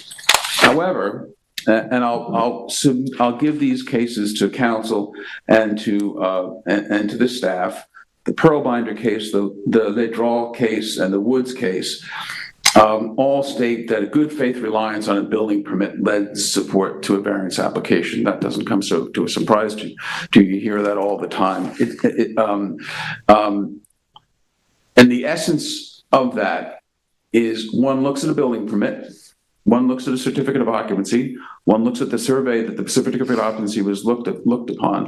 The planning board, the building department, which is charged with making sure that everything is kosher, looked at it, saw no harm, no foul, and you can't just take that away as a factor. I'm not saying that it's conclusive, but it's certainly a factor that you have to look at. You're mentioning all this about the building department issuing the C of O, when you're mentioning it in relation to the ZBA or would be issued before the ZBA. Mm-hmm. But based on what the planning department's memo reported and based on what I believe to be prior policy here, a issuance of a C of O, tell me if I'm getting this wrong, somebody in planning, it constitutes change of circumstances. So that entire conversation about whether or not in the case of the city of New York, you'd have to lop off 6 stories off of a building, or here, it's just nothing that you need to really deal with. No, I just wanted to... Other than it is an intellectual, academic discussion. Yeah, it's something that I find it hard not to bring out, only because... it's hanging right there. It's hanging right there. It's in fact an equitable argument. Maybe not exactly what we would consider... Yeah, but what I'm saying is your equitable argument, you know the first thing they teach in law school, when you win, stop. I mean, that's it.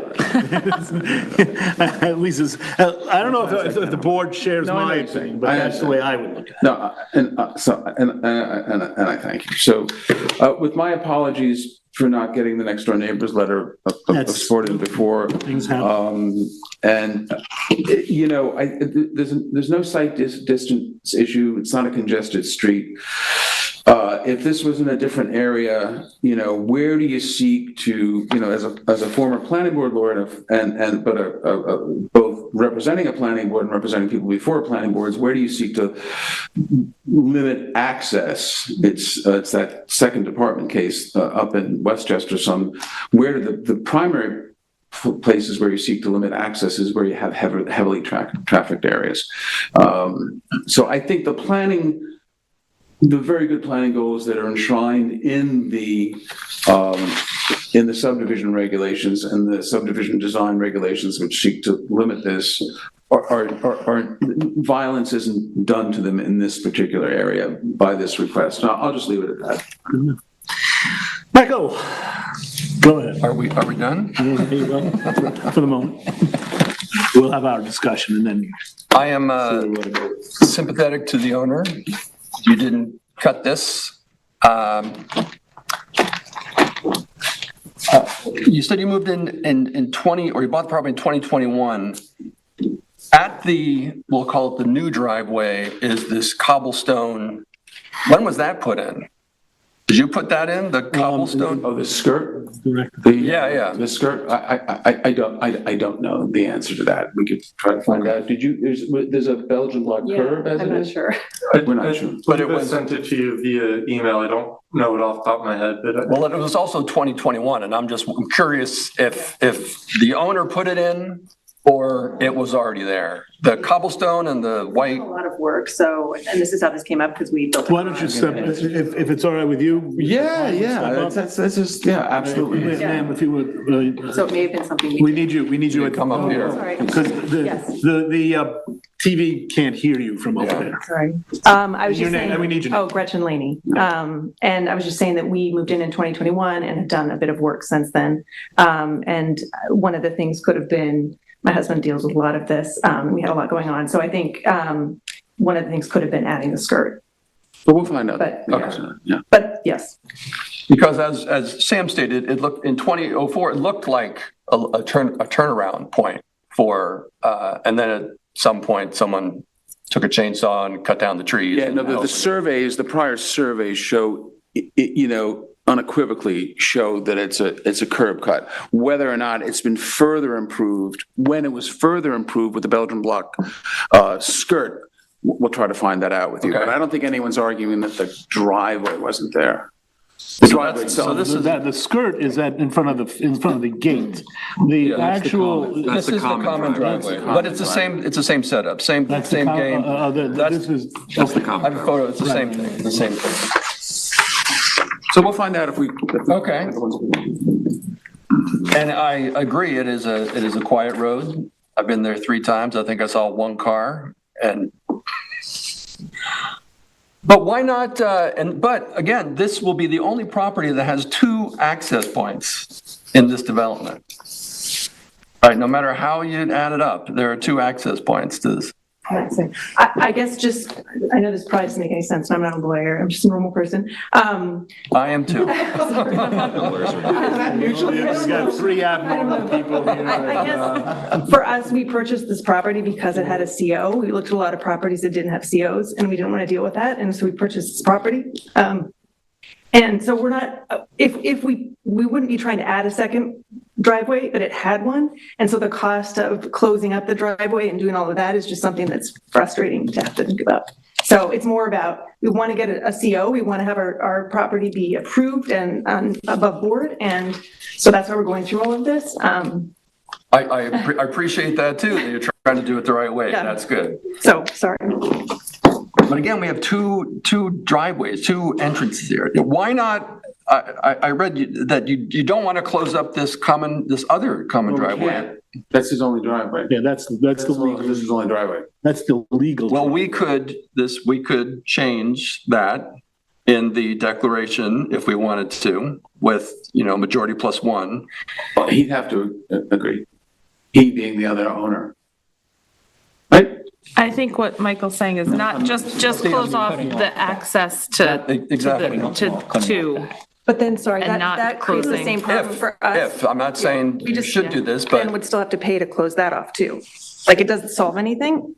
You know what I mean? We'd have to get the consent of the other owner who has already taken the position that likes the fact that Does the other owner impact need on to- this Well, I'm cul-de-sac- not 100% sure you need to get their consent, but I mean, you would need to modify the prior approval, that's for sure.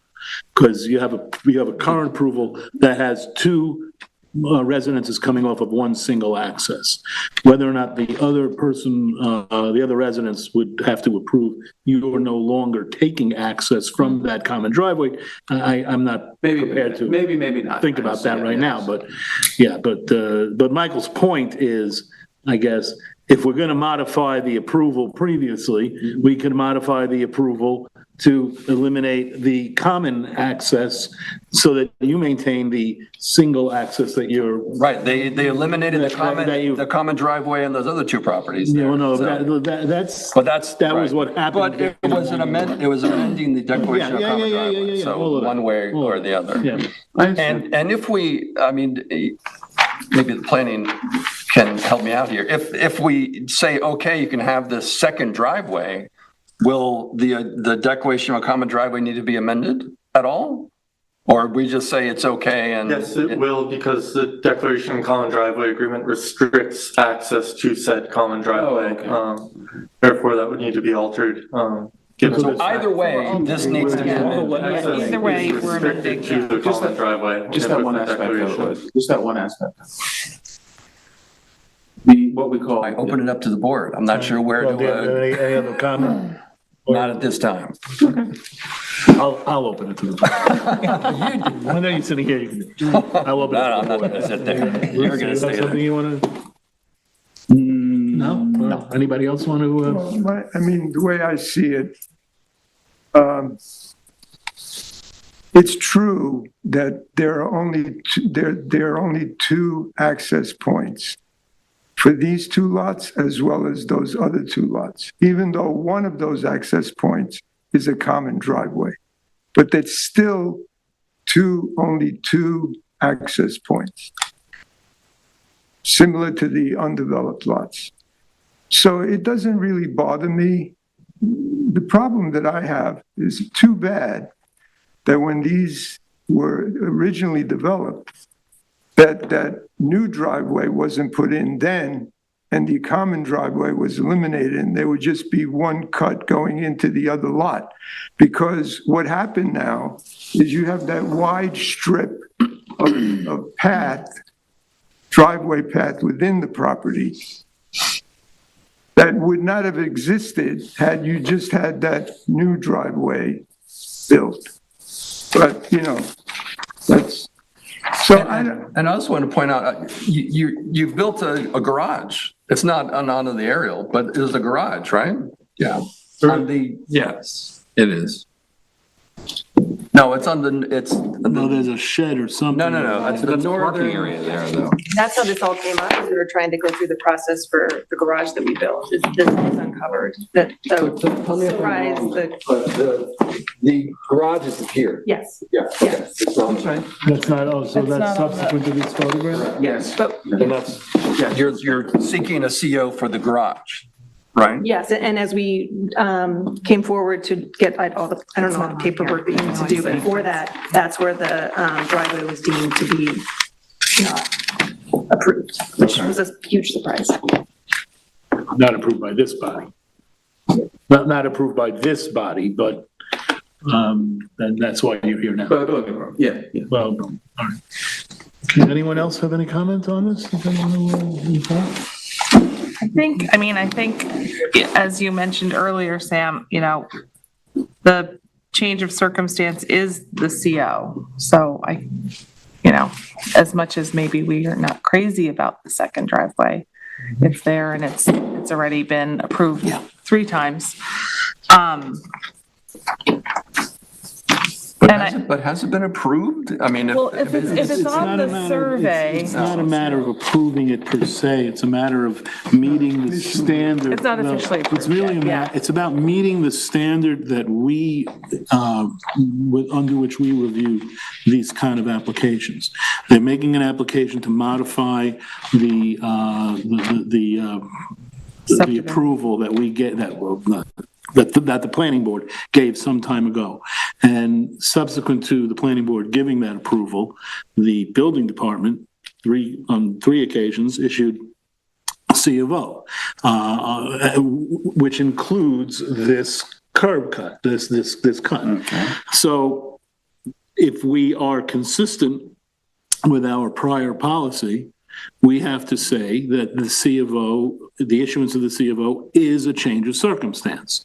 And that then changes the focus of our conversation to, is it in the interest of good planning that we permit this, that we modify the prior approval to permit this second driveway in? We each may have our own view of that. Based on what I've seen so far and what I understand, I'm all right with it. Because basically, it's a very, very lightly trafficked street. The two lots across the street, the reason I asked the question, haven't been developed yet.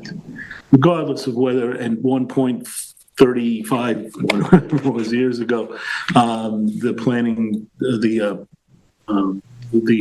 common driveway was eliminated and it made two driveways.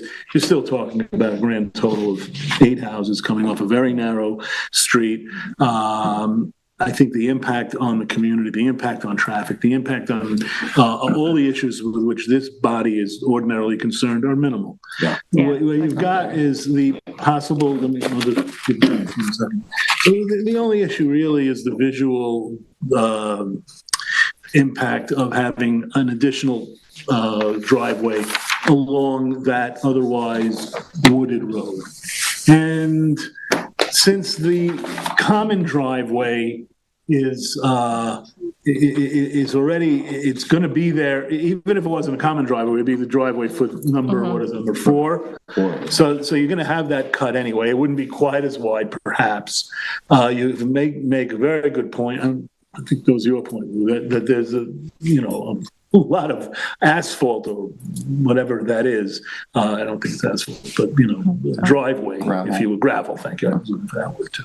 There's a lot of gravel there that might not need to be there, but I suppose if the applicant wanted to have lawn there or woods there, they could put lawn and woods there and eliminate it. The other aspect, and it's not directly relevant to this analysis, is that throughout this subdivision, the clearing has kind of gone by the wayside. The clearing restrictions have kind of gone by the wayside. So, again, that's not germane to my decision, but it's there as a fact. So, I mean, again, there's some more work that needs to be done application-wise, but my initial take on it is, go ahead. I just want to weigh in quickly on it. Yeah, I think that we're parsing very small things here, right? Basically, number one, there's a change of circumstance, clearly, right? Number two, this is a street, as has been pointed out multiple times, with 8 houses on it, right? The amount of additional, vegetation that you get by eliminating a curb cut or changing the common driveway access to this house is so minimal.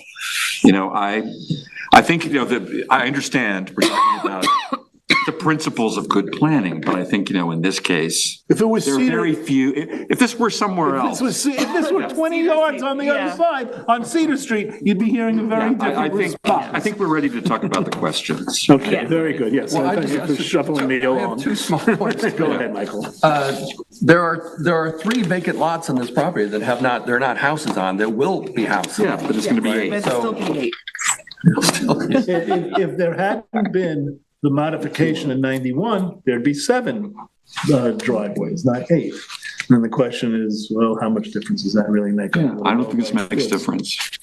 My second point. Please. No. Where I live in Wainscott, which was developed in like the 70s, it seems every single house has 2 access points.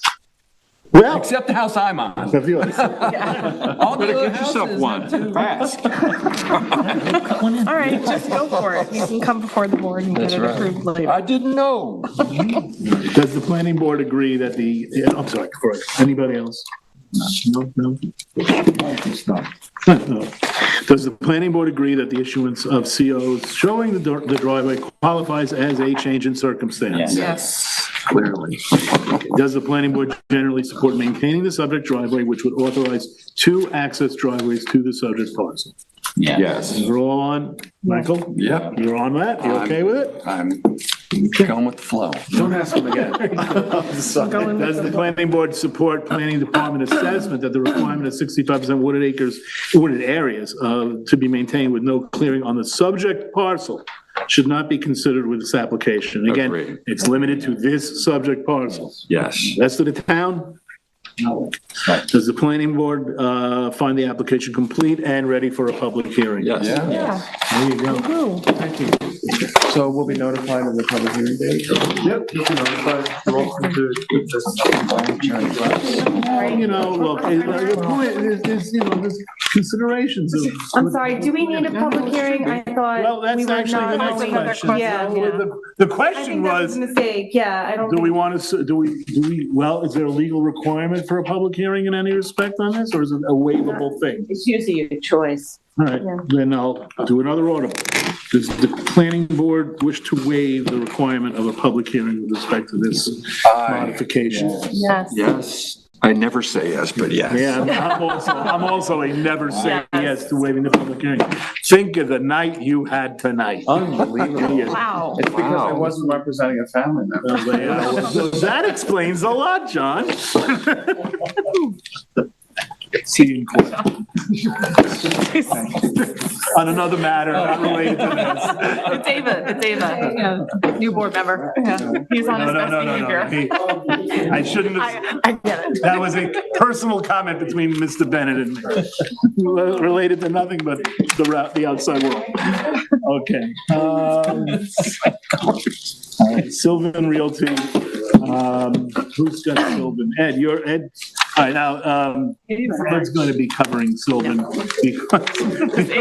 Because she really wanted to do it. She really wanted She to do it. really wanted it. But I will. I appreciate it. Thank you. No. Next week, however. Yeah. All you. And then there's the And hazing. I see the applicant, this is the hazing. I see the applicant is sitting there, unless they just came in to get warm, so. Tina, take it away. Okay, thanks, Sam. Good evening, everyone. Tina Lagren for the Planning Department. This is the application for Sylvan Realty located at 44 3 Mile Harbor Road in East Hampton. The property is highlighted on the screen right off 3 Mile Harbor near the intersection with Oakview Highway. This application is made to modify an approved site plan. The site plan was approved in October 2023 and allowed a change in use and expansion of a existing non-conforming building by proposing a conversion of first floor retail space, second floor office space, 2 second floor apartments, paved parking, extensive landscaping, and a 5,355 square foot basement. The parcel is zoned NB, neighborhood business, and is completely cleared. The existing building is pre-existing non-conforming to setbacks. You can see the building here is quite close to the property lines surrounding it on the northern and eastern sides. The modification that's at issue now was last reviewed by the planning board in August 2024. At that time, I'm going to switch actually to the plan just to observe what's going on. So modification before the board in August 2024 was to construct a new basement where a basement had been assumed to exist. So this area on the left side of the screen in gray where my mouse is, in the original application, the planning board had been told by the applicant that there was an existing basement that spanned the entire building, right? So both this mustard yellow and gray area were existing. in August 2024, they had come to the board realizing that the gray area did not exist and had requested to construct it. Since that time, however, they have modified their proposal as seen in the right-hand side of the screen. Now the proposal is to construct a new basement in blue and to have a crawl space, the green area that was formerly mustard yellow. So this changed their proposal substantially. After the last review in August 2024, the planning board had issued several comments to the applicant, and I'm going to go through those, but they mostly do not apply. I mean, I think this application, this modified application has addressed them. So first, seeker determination, the board originally agreed, and I think this still stands, that the change to the basement configuration doesn't modify the seeker determination that was issued. The board for the last review had wanted a revised ZBA determination, and that was because the basement would have been encroaching into setback areas, and there was concern that the zoning board look at that since they had to approve the construction of the second floor, right, because it's in it's non-conforming building area. But with this application, this modification, the applicant has confined the basement footprint to the building envelope. So it no longer encroaches. And we don't think zoning board involvement is necessary, and the zoning board determination doesn't reference a set of plans that was a mistake in them, and the town attorney has also determined in the past that reduced the need for revised determinations from them for small changes to the plans. The board had also wanted to seek an updated building inspector determination regarding the construction of the new basement and whether that was reconstruction. I don't recommend that need applies any longer, and even though we did send a building inspector determination request, we didn't receive a response, and I don't think we need one for this. The questions that the board had asked were whether constructing a basement where none exists was still a reconstruction. Obviously this basement is new construction, right? There's nothing where this is going, so that reconstruction issue is moot. And, you know, if the basement is considered new construction, is the expansion considered expansion of a pre-existing non-conforming building? Again, this basement is being proposed as utility and storage area only. It would not count towards the GFA of the building with our current formulas. It's also therefore not, you know, it's hard to say it's expanding a non-conforming building when that calculation is based on GFA, right? So if you're not adding GFA, you can't really change the non-conforming GFA because you're not adding GFA. It's sort of like existential crisis. Yes. I hope you're following me because it's right. It's awkward to talk about. The proposed basement. So if the proposed basement is considered new construction, must it meet dimensional regulations? We're asking the building inspector that this meets building dimensional regulations. It's not an issue. So regarding issues for discussion with this specific proposal, the planning department, again, because it's confined to storage and utilities, did not see major planning issues. We did want to note for the board that the town board is currently considering zoning code amendments. You're all aware, and you've heard them discussed here, that would change the way, possibly change the way GFA is calculated for basements and would confine them to building footprints. So I'll say two things about that. One, we want the board to be aware of that, but first, the planning board is bound by the current code. You can't really make decisions based on, you know, prospective changes. And two, I did hear, after speaking with colleagues regarding the proposal, that those were expected to mainly apply to residential properties and likely not commercial. Yeah. And so those are in flux. So while you know that there's changes out there, also know that you're not bound by them. You got to deal with the current code, and the current code in my analysis doesn't prohibit what the applicant is requesting at this time. doesn't trigger parking or any other concerns that the planning board originally had regarding the application. I will say that when the applicant was proposing to construct the, in the setback areas, the planning department was concerned. And one of the things that we discussed was if the building area is converted to active use, like say they decide to put an office down there or something like that, that could have planning implications for parking and septic and what have you. So perhaps the planning board would want to consider a covenant for the basement to restrict the development of that area without prior site plan approval or something like that. The planning board should consider if that's warranted. The planning department recommends that it is. To conclude, the original approval for the site was based on inaccurate information, which presented the existing basement as existing where it's not, and we were all taken aback and unpleased with that.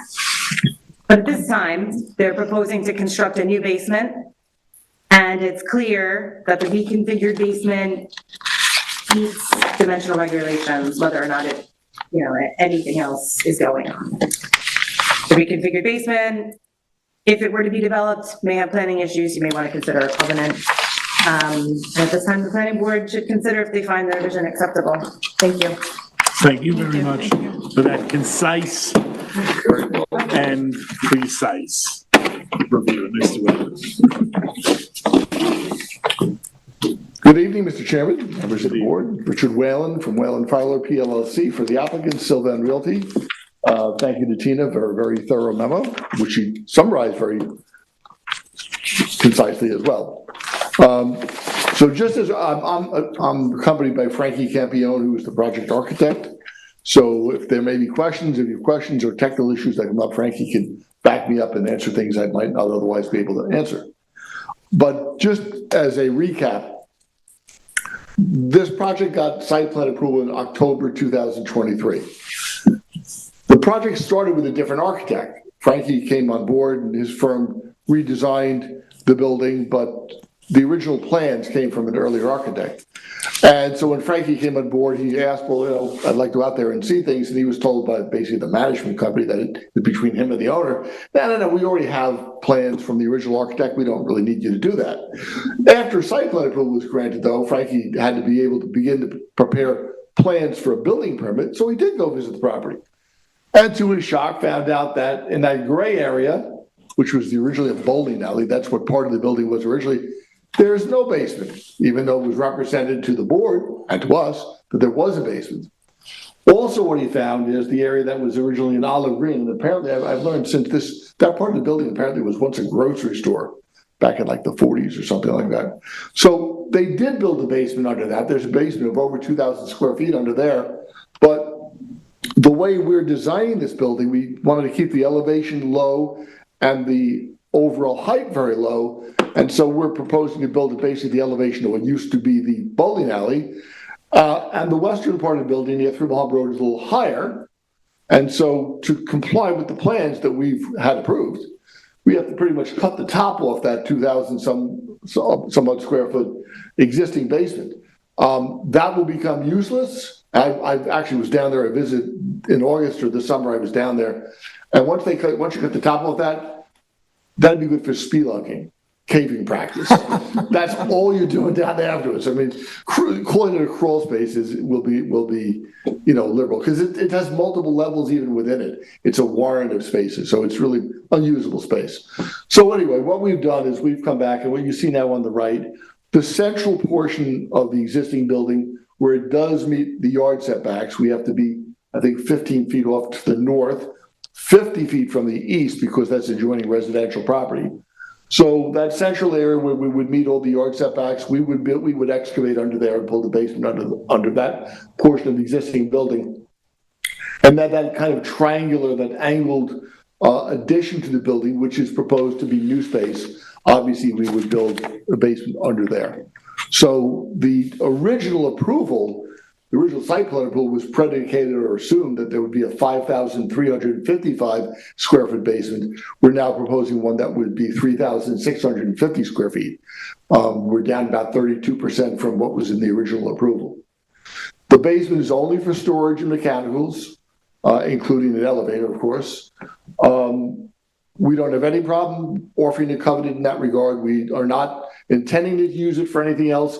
If we intended to use it for something like offices, for example, you'd have to have egress. The only egress is coming back up the stairwell or the elevator. There's no external egress, which you would have to do if you were using any part of the basement for an operational purpose like offices or something. So we have no objection to filing covenants if that's what you would like. And, I mean, that's it. It's a smaller basement than before. It's entirely within setback requirements. So if you have any questions for me, I'm happy to answer. I have one question. What we see, is it what we're getting? That's because that was the problem last time. Yeah, you said it better be. I'm sorry. Well, I missed that. It better. It better be. Okay. Well, no, it better be.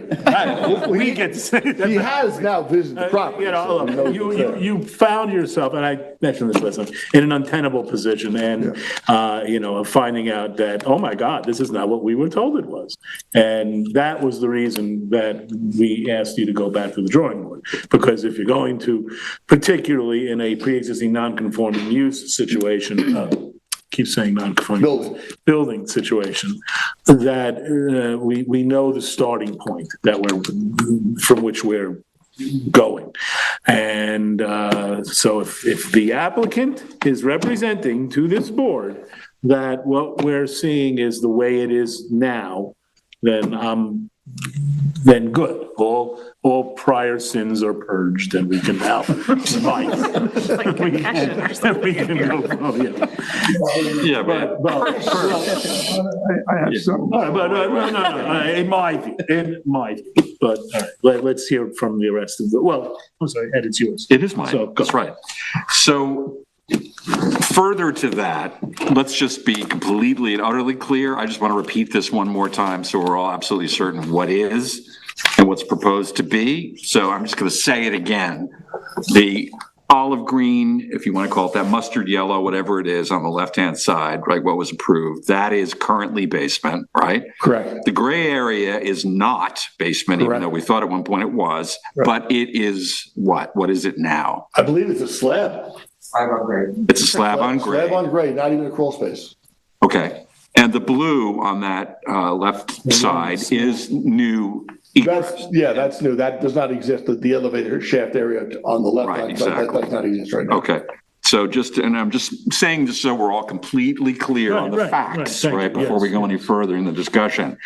On the right-hand side, the green is that former basement, which will no longer be a basement. It'll be a minimal crawl space, right? I don't know the way that we'll see any use. I mean, I guess that's up to Frankie, but having been down there, I don't see how you use it for anything. Okay. So, and a basement will be dug in, roughly a half of what was formerly that gray area on slab, right? And also that triangular area on the other side, which incorporates that egress area, that new elevator area that we saw before, right? And then the final portion of, that gray area is what? What is that? What is that actually?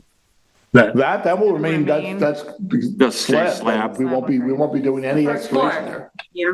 What's that? It's the first floor, right? That's the first floor. That's the footprint of. But underneath there's a slab. Yeah. Right. You're going to build on top of build on the slab. Yeah, we're not doing any excavation under that white area at all. Okay. All right. I think it's important for us just to understand, because as people have said, and I understand the situation, change in architects, all that stuff, but it did put a cloud over this whole project in many ways, right? So we just need to be completely certain that we understand what is and what's going to be. It does seem to me that the existing approval needs to stand. Quite honestly, I don't see any grounds that we have to think differently about it. Quite honestly, I mean, this is a reconstruction, right? Right. You mean the fact of the approval? The fact of the approval. Not the approval, because the approval is now going to be with respect to this. Yeah. Well, the fact of the approval that we approve the project that stands. Yeah, exactly. But further to that, though, it does seem to me that what you're proposing here is, within the realm of your.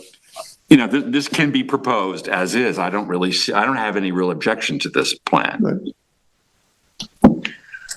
Anyone else? Yeah. Lou? Who wants to do a purging? No, since we're recapping. We didn't mention at all the discussion we had at the last meeting. And maybe I'm the only one who took this away from the last meeting, but what I thought we discussed was the Maresco letter as it applied to the soundness of the foundation, which I thought really pointed to the fact of what kind of demolition would be necessary to reconstruct this building. And it seemed to me that the Maresco letter was originally requested, and correct me if I'm wrong, to determine whether or not, to answer the question of whether or not this was going to be a new build or a reconstruction.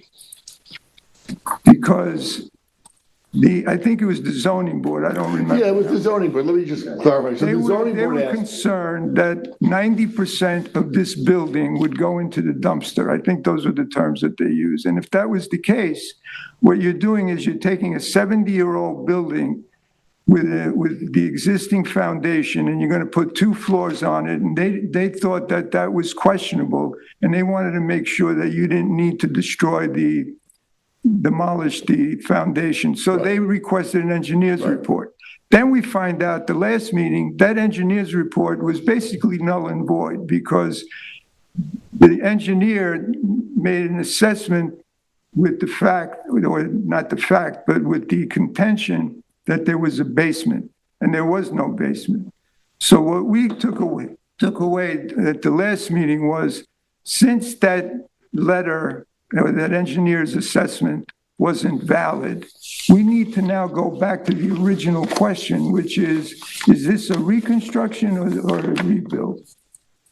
And it seems to me, now, I'm not saying it's one or the other, but I think we need to go back, in my opinion, we need to go back to have that question answered.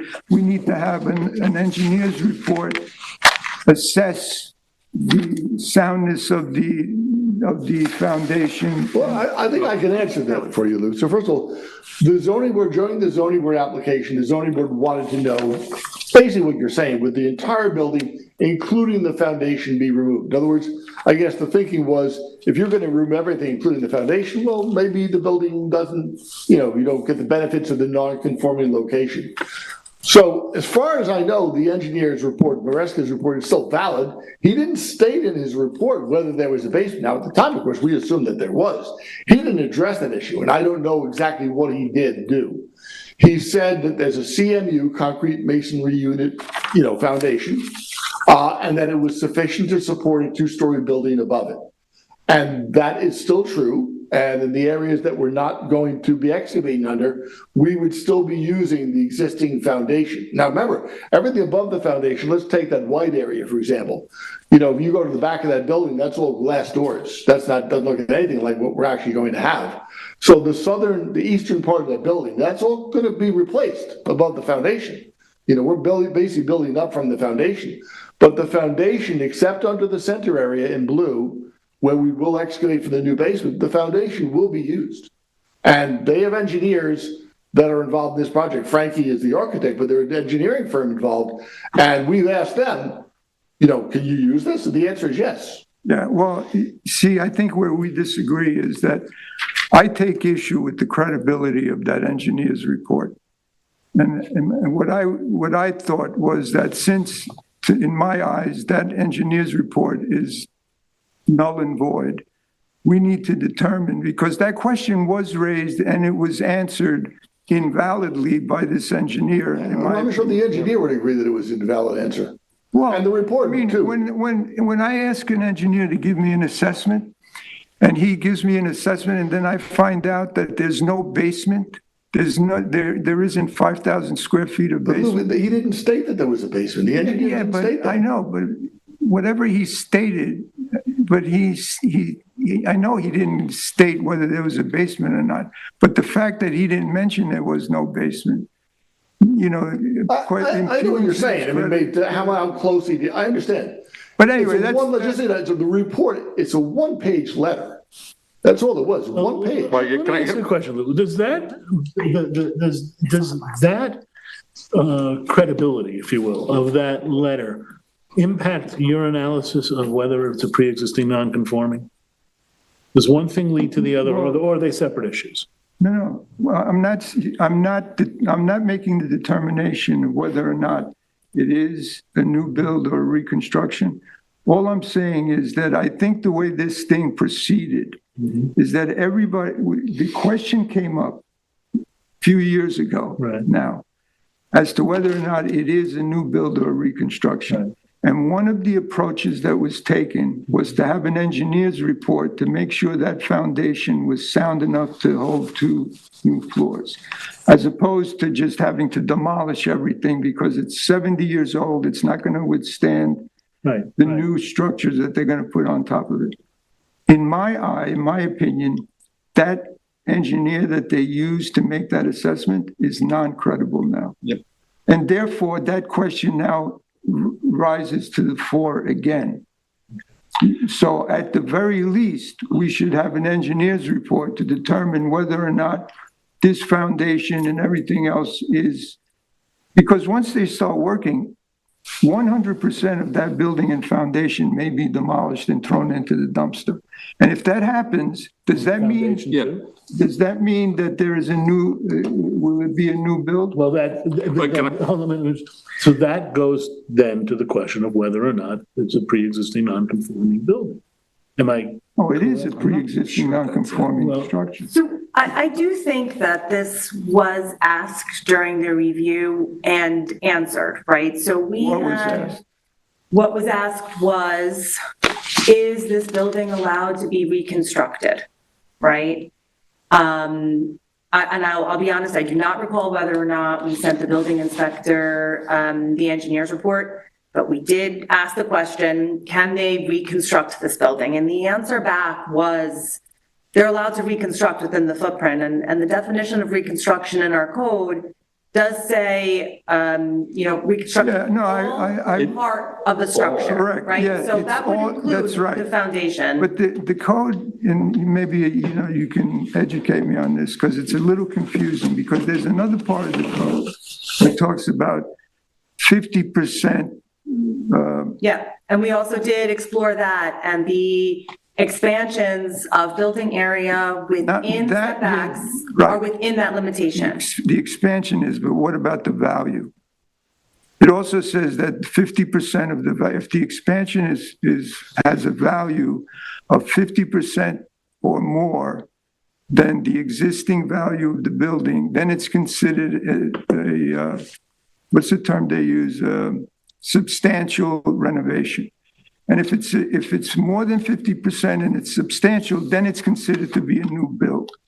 Lou, you're mixing up things here. When you have a value, if you do work on the building that's equal to more than 50% of the replacement cost, and as you said, it's called a substantial expansion, then it's subject you to some other things. For example, you might have to upgrade your sanitary system. All right, but it doesn't. We can do, as as Tina just referred to, the definition of what is a reconstruction. Reconstruction. You can do the entire building, and you could reconstruct the entire building legally within the setbacks. Bear in mind that we didn't add any floor area within the setbacks. We didn't seek a variance from the zoning board to add floor area within the setbacks. So we got no variances for enlarging within the setbacks. This is where the confusion comes with the code. And I'm not as well read on the code as you are, but that definition of substantial expansion has an A and a B. The A talks structure and use. No, not that. That's 1 and 2, I think. Well, one is expansion of the use, and the other is expansion of a structure. Right. So within expansion of structure, there's an A and B. One is substantial expansion of GFA. Right. And the other one is substantial expansion of value. So they both, now Tina was using the GFA, but then when I brought up the expansion of value, and they're together, they're in the same definition. Why? What I'm trying to say is it doesn't lead to anything. In other words, I think what you're trying to argue is that if you spend more than 50% of the value of the existing building reconstructing it, that you what, that you lose the non-conforming status of the building? The code doesn't say that. It doesn't lead anywhere. Yes, we're obviously spending more than 50% of the replacement value of the building on this project. We're demolishing everything above the foundation.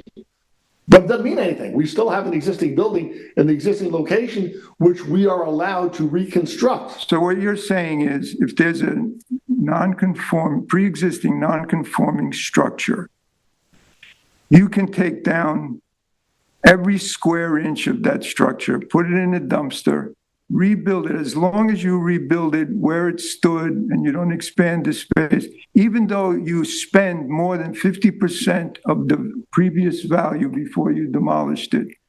That's still considered a reconstruction. Yes. The zoning board asked us about whether, we were going to take out the foundation, and we knew they were, thought the issue would, theoretically though, we could take the entire foundation out. We promised them we wouldn't do that. Well, that's but where we could have replaced the entire foundation, the whole building from the ground up, from the subfloor up. Well, if the planning department agrees with that, or if the building inspector agrees with that, that was at the crux of my issue, my question. If that's the case, the way you just described it, then I have no case.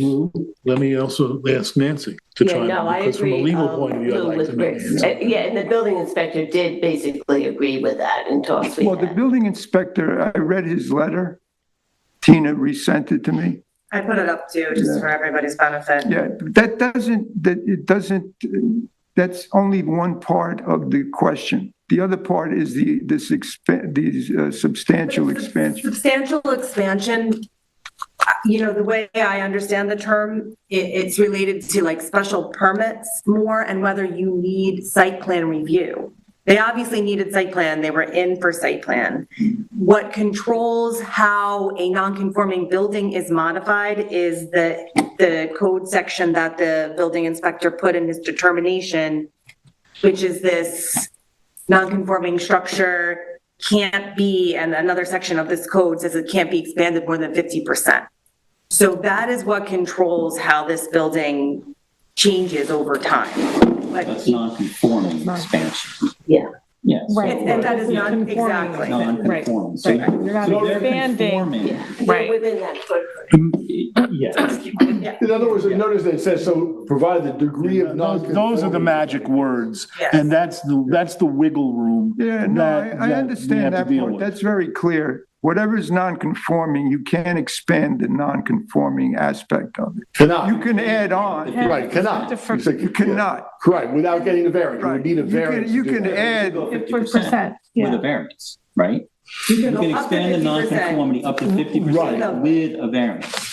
Right, the zoning board of appeals does not have the authority to let you go more than 50%. well, a variance, you can, a variance is a variance. We're talking about, But only the 50, but the bottom line, we didn't increase the degree of nonconformity at all. We did not expand. I'm trying to think, do we, on the, I thought you with the did, but apartment, you were I think on the apartments on the second floor, Yeah. we were, so I You clarified were that. within But, the yeah. 50% cap. But the commercial part of the building, we didn't move into any further into the setbacks at all. no. Keep it like kind. Yeah. But within the 50%. Do septic system? Yes, Oh, yeah. absolutely. Oh, yeah. I think that's Big where one. we're headed, right? Yeah. Well, that's always gonna be a concern. Yeah. I knew they were putting in a new septic system. That wasn't my issue. All right, well, It is, it's a new septic, new complete drainage. It's a massive project, which by the way, will not start until at least the fall of next year. I mean, they're gonna do that between now and the summertime. It'll still be operating next summer as a nightclub. I should just make one other thing with Let's Greg. hurrah. Let's all go. Planning board party. That's all planning board. I just want to say something, one other thing about the proposed, legislation, which Tina referred to. I mean, I have, gotten some feedback from people involved in town hall regarding the code. It's pretty clear that they were not really thinking of residential stuff when they were talking about these basement rules. They're probably I think they're gonna provide an exemption for us in terms of, because part of the proposed basement, if you want to go back to that, Tina, with the, so under the blue and left, part of the basement, remember, at the front of the building, I say the front, facing the parking lot, the south side, there is an overhang, what do you call it, canopy? And what are the? Colonnades. So the second floor overhangs, and there are colonnades supporting it, and then there's a concrete, like a little walkway Patio, walkway. at the ground level. So the basement would come out under that walkway, which is under the footprint of the second floor. But the way the proposed code legislation is, you're limited to the footprint of the first floor. So I think that the town board will probably, change that with respect, so that we're not covered by it. If they don't change it, they adopted it just the way it is, we'd have to shrink back our proposed basement on the left side so that we weren't beyond the footprint of the first floor. We would rather not do that, of course, but So if they change the code, we'd have to comply. I want to just say thank you, Lou, for keeping us honest about this. I just came across this definition of reconstruction myself, right, in the last week or so. And, it's pretty clear this is allowable, right? I think so. I think it's helpful to kind of go through the exercise of understanding how these other things that seem related but aren't factor into this. So I think, we're all pretty clear on what's being proposed. It does raise a bigger question, which is not for this board, but the whole idea of pre-existing non-conforming structures is an ongoing can of worms that can, undermine an entire zoning code. But Well, I'm not sure. I know you were going to disagree with that, but that's a lot of pre-existing non-conforming buildings in this town. Remember? Yeah, hell of a The town was built the way people built town. I'm talking residentially.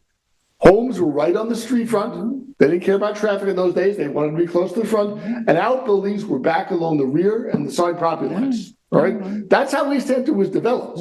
Yeah, but it's one thing I agree with the concept that if it's a pre-existing non-conforming, you can't force the property owner to knock it down and change. Well, let it deteriorate. I think everybody would agree with that. There's an amendment to the Constitution that says something about But when you take a pre-existing non-conforming building and you totally demolish it, eradicate it completely, and rebuild and build around it, not just rebuild it the way it was, but expand it. But we're not expanding except for the part, we're not expanding in the setback area. Right. I know, but you are, when I said expand, you're expanding, you're putting a second floor, you're embellishing the building. And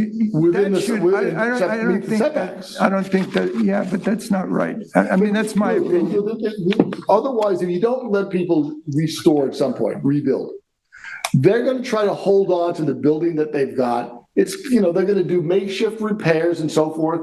You'll have, junky stuff because people are never allowed. They don't want to lose. They don't want to have to move it or rebuild it in a different location. Yeah. And they want to hold on to where it is. And you're going to prevent them from doing it the right way. Well, they might do that, or they might knock it down and build it according to the current code.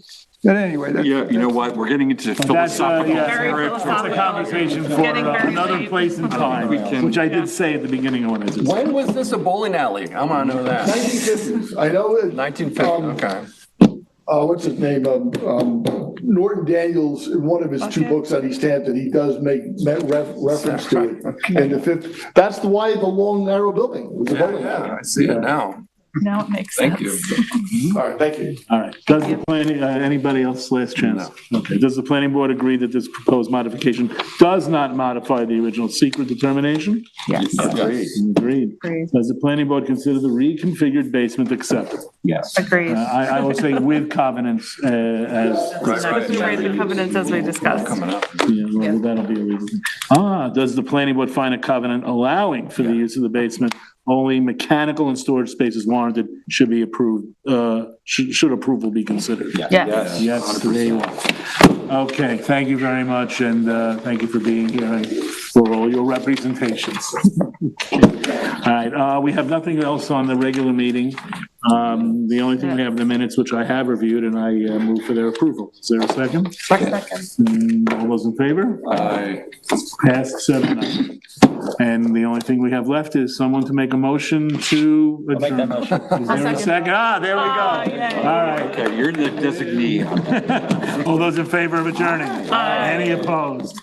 We're adjourned.